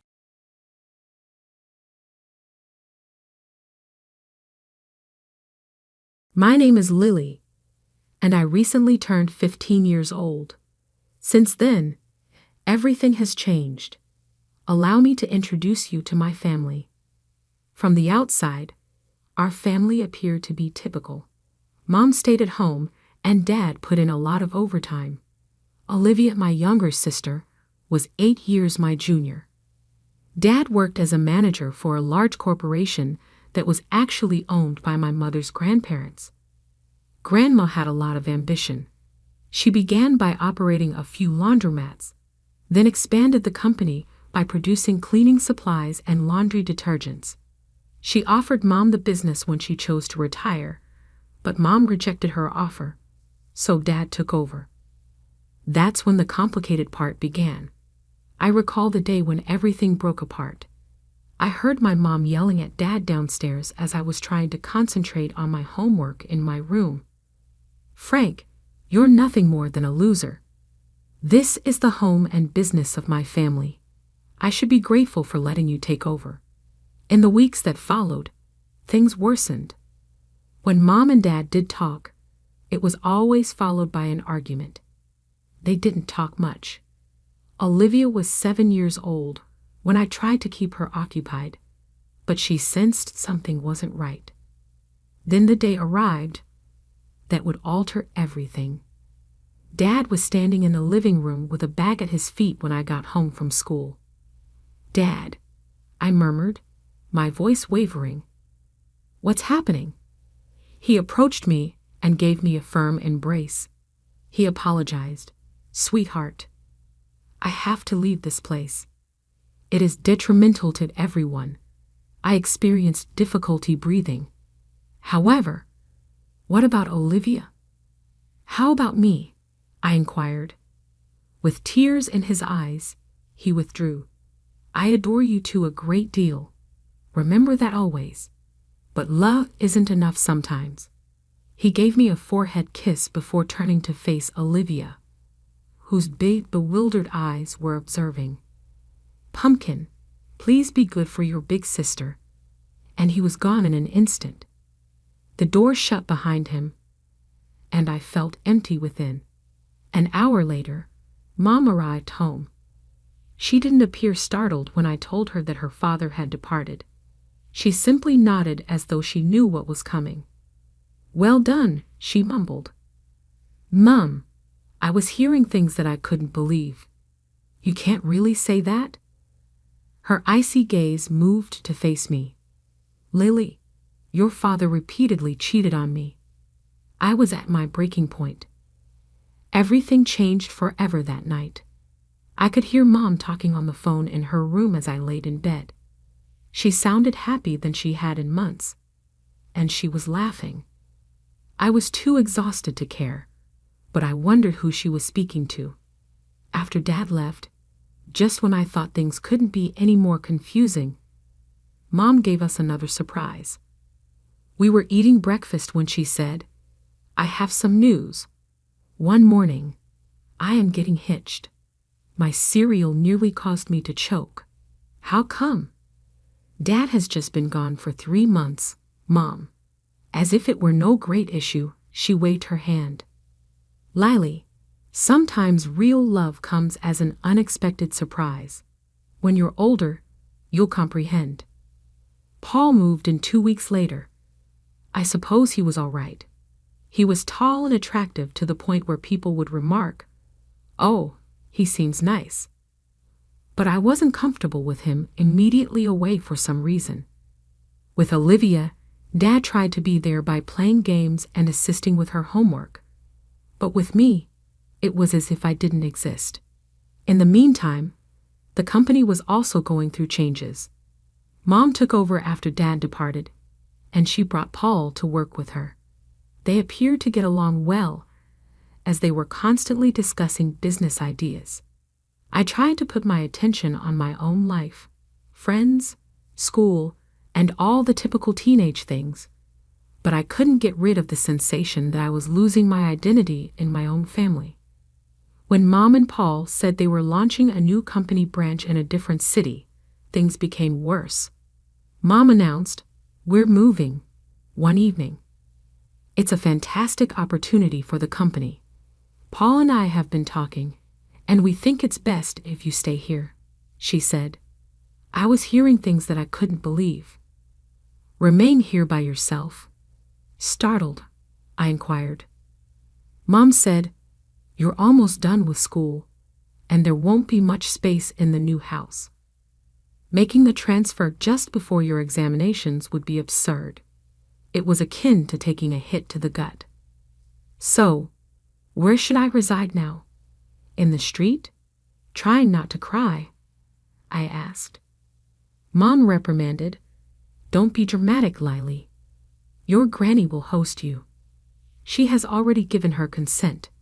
I hurriedly made my way to my room and shut the door. Tears of hurt and rage streamed down my cheeks as I laid on my bed. I kept asking myself, when did I start to burden my own mother so much? The ensuing weeks passed quickly, occupied with moving boxes and saying goodbyes. But not to me. Olivia shed tears because she didn't want to part from her friends. I tried to be happy for Olivia's sake as I assisted her with packing. She said, "Will you come visit us, Laura?" With tears welling up in her large brown eyes, I gave her a strong hug. "I will, of course, Squirt. I'm not so easy to get rid of." Grandma and I watched the moving van pull away from the porch the day they went. Paul nodded awkwardly, and Mom gave me a short hug. After that, they left, dragging Olivia along. Being Grandma's resident wasn't as horrible as I had thought. In her own way, she was quite cool. She gave me space when I needed it, and was always there to listen when I wanted to talk or just have a cup of tea.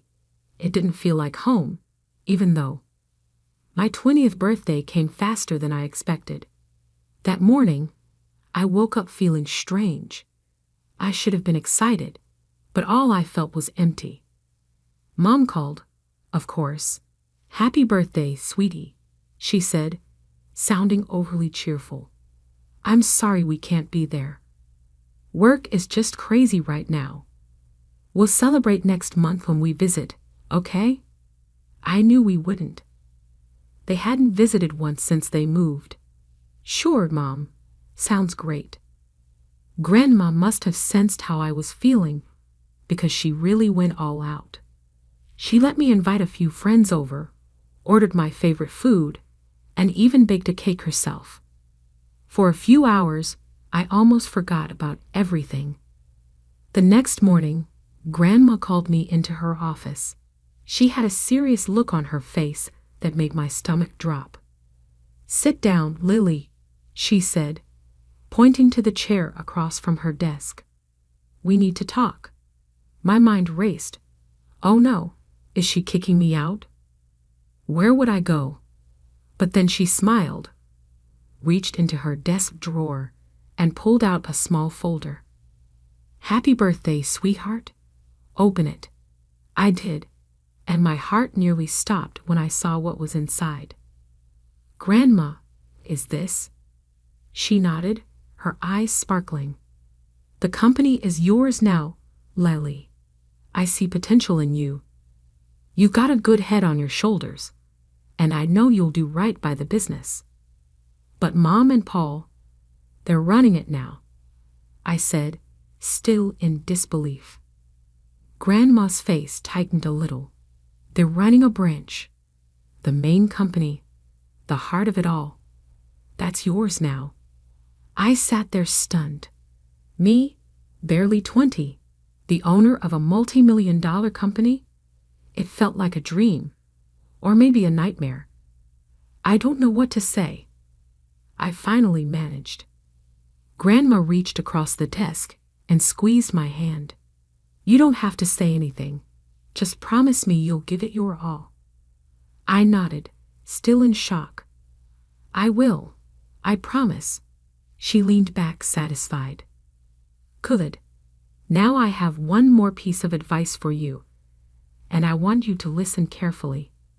I leaned in, hanging on to every word. Grandma said, "Call your father.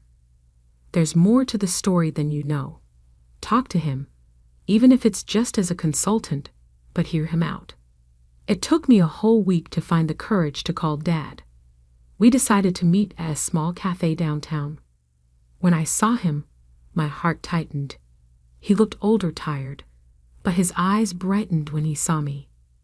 There was an awkward silence at first, but then everything spilled out. The divorce, Mom's remarriage, the move, and Grandma's gift. Dad listened quietly, his face showing all kinds of emotions. When I finished, he took a deep breath. "Lely, there's something you need to know about the divorce." Then he told me everything. How Mom never respected him, always putting him down and calling him a loser, making him feel worthless. He explained how after a huge fight, he got drunk and made the biggest mistake of his life. "I cheated on her," he admitted, his voice heavy with guilt. "I regretted it right away, but your mother used it against me. She threatened to take everything, even you and Olivia. She wanted me to leave, give her all the property, and pay alimony." I sat there shocked. This didn't sound like the mom I thought I knew. "Why didn't you fight it?" I asked.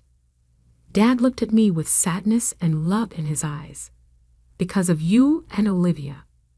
I didn't want you both to go through a messy public divorce. I thought this would be easier."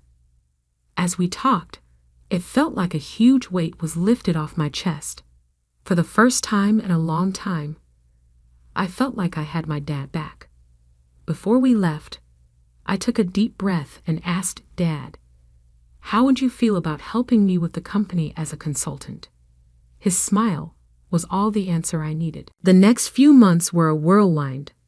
I studied for exams, spent long nights cramming, and before I knew it, I was standing on stage at my high school graduation with a diploma in hand. Grandma was in the audience, smiling proudly. Mom and Paul were nowhere to be seen. But by then, I'd learned not to expect much from them. As summer came, I focused on college applications, with Grandma's support and Dad cheering me on from afar. I aimed high. When the acceptance letters started arriving, I could hardly believe it. But the biggest surprise came when I opened the financial aid package for my top choice, full ride. I stared at the letter in disbelief. Grandma cheered and pulled me into a hug. "I knew you could do it, kiddo. All those late nights and competitions paid off." I decided to major in business management. It seemed like the smart choice, especially now that I had the company to think about. I now had a company to run, and the idea still felt unreal, but I was determined to make Grandma proud. To celebrate my college acceptance, Grandma decided to throw a small party, just the two of us. We got some fancy takeout and a bottle of sparkling cider. Grandma wasn't about to let me drink champagne, even though I was an adult now. We were halfway through dinner when the doorbell rang. Grandma frowned, clearly not expecting anyone. "I'll get it," I said, putting down my fork. When I opened the door, my stomach sank. There stood my mother and Paul, looking annoyed and impatient. Before I could say anything, they pushed past me into the house. Mom didn't waste time on greetings. "Mother, we need to talk about the company." Now I stood there stunned as Mom launched into a rant. She didn't even look at me or ask about my graduation or college. It was like I wasn't even there. "Why can't we access the main accounts?" she demanded. "And why are you blocking the transfer of funds to our branch?" Grandma's expression hardened. "Because it's not your decision anymore, Kelly. The company belongs to Lily now. She's the one who will decide its future and manage its finances." The room went silent. I could feel the tension hanging in the air. After Grandma's words, I saw a wave of emotions cross Mom's face. First shock, then anger, and finally, something calculating. Suddenly, her whole attitude shifted. "Lily, sweetheart," she said, her voice dripping with fake kindness. "I've missed you so much. Why don't you come live with us?" I blinked, caught off guard by this sudden change. Mom stepped closer, reaching out like she wanted to touch my arm. Instinctively, I stepped back. "We've settled so nicely in the new city. We have a beautiful house, and there's a room just for you. We could set up a desk and get you a new computer for your studies and work." "No, Mom," I said firmly. "I'm happy here. I have my friends, my school, and Grandma needs me." Mom's smile wavered for a moment, but she quickly recovered. "Well, if that's the issue, we could always move back here. We could live in our old house just like before. Wouldn't that be nice?" I shook my head. "It's not about the house, Mom. It's about everything." I could see the anger building in her eyes, barely contained. Before she could say anything, I decided to ask the question that had been burning inside me for months. "Mom, why did you really divorce Dad?" She froze, taken aback. "Well, your father cheated on me multiple times. I got tired of it. He left us for his and didn't even pay alimony." "That's not true," I said quietly. "Dad told me everything. It only happened once, and it was because of how you treated him. He didn't abandon us. You kicked him out, and he's been paying alimony regularly." Mom's face twisted with anger. "How dare you? You ungrateful little brat. You have no right to interfere in my personal life. Everything here is mine, and I decide who lives where." Grandma, who had been quietly watching, finally stepped forward. Her voice was calm but firm, stronger than I had ever heard before. "That's enough, Kelly," she said. "You seem to have forgotten a few things. This house, the company, they belong to me, not you. I gave the company to Lily because I trust her judgment more than yours. Right now, I think it's time for you to leave." I watched with mixed emotions as Grandma firmly escorted Mom and Paul out of the house. The door clicked shut behind them, and I felt a strange mix of sadness and relief. I had lost something today, the last bit of hope I had about my mother, but I gained something too, a clear sense of my future and the comfort of knowing I wasn't alone. "What now?" I asked, my voice muffled against Grandma's shoulder. She pulled back and gave me a small smile. "Now we get back to celebrating your college acceptance, and tomorrow we start planning for your real future, not the one your mother tried to force on you."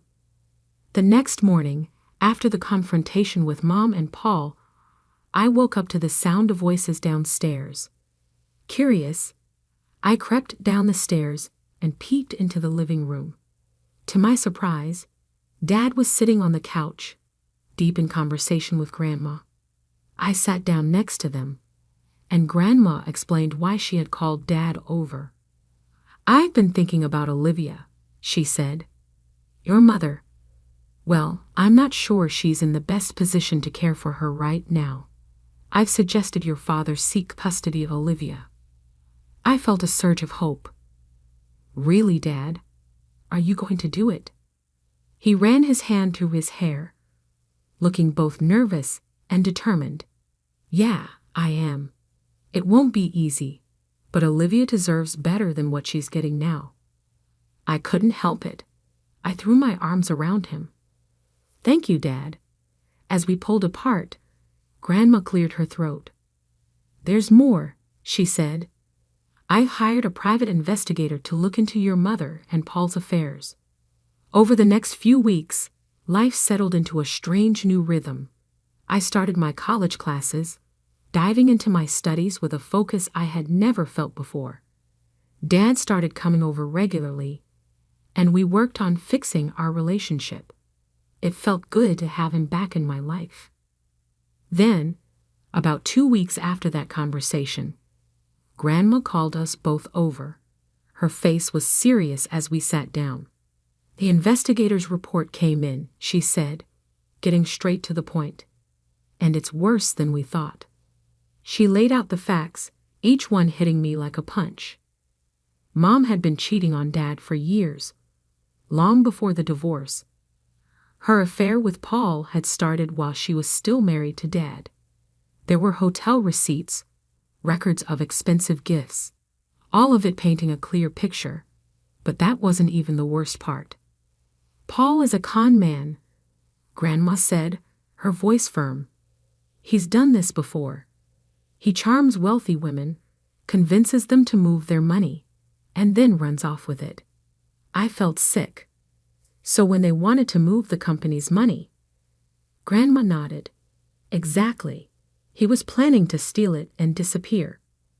We sat in silence, each lost in our thoughts. Finally, Grandma said we needed to confront Mom with the truth. We set the meeting for the next day. Mom arrived at Grandma's house looking annoyed and impatient. Her expression changed when she saw Dad was there too. What followed was one of the hardest conversations I've ever been part of. Grandma laid out all the evidence, the affair, Paul's history of fraud, and his plan to steal from the company. With each piece of information, I watched Mom's face, hoping to see some guilt or understanding, but all I saw was denial.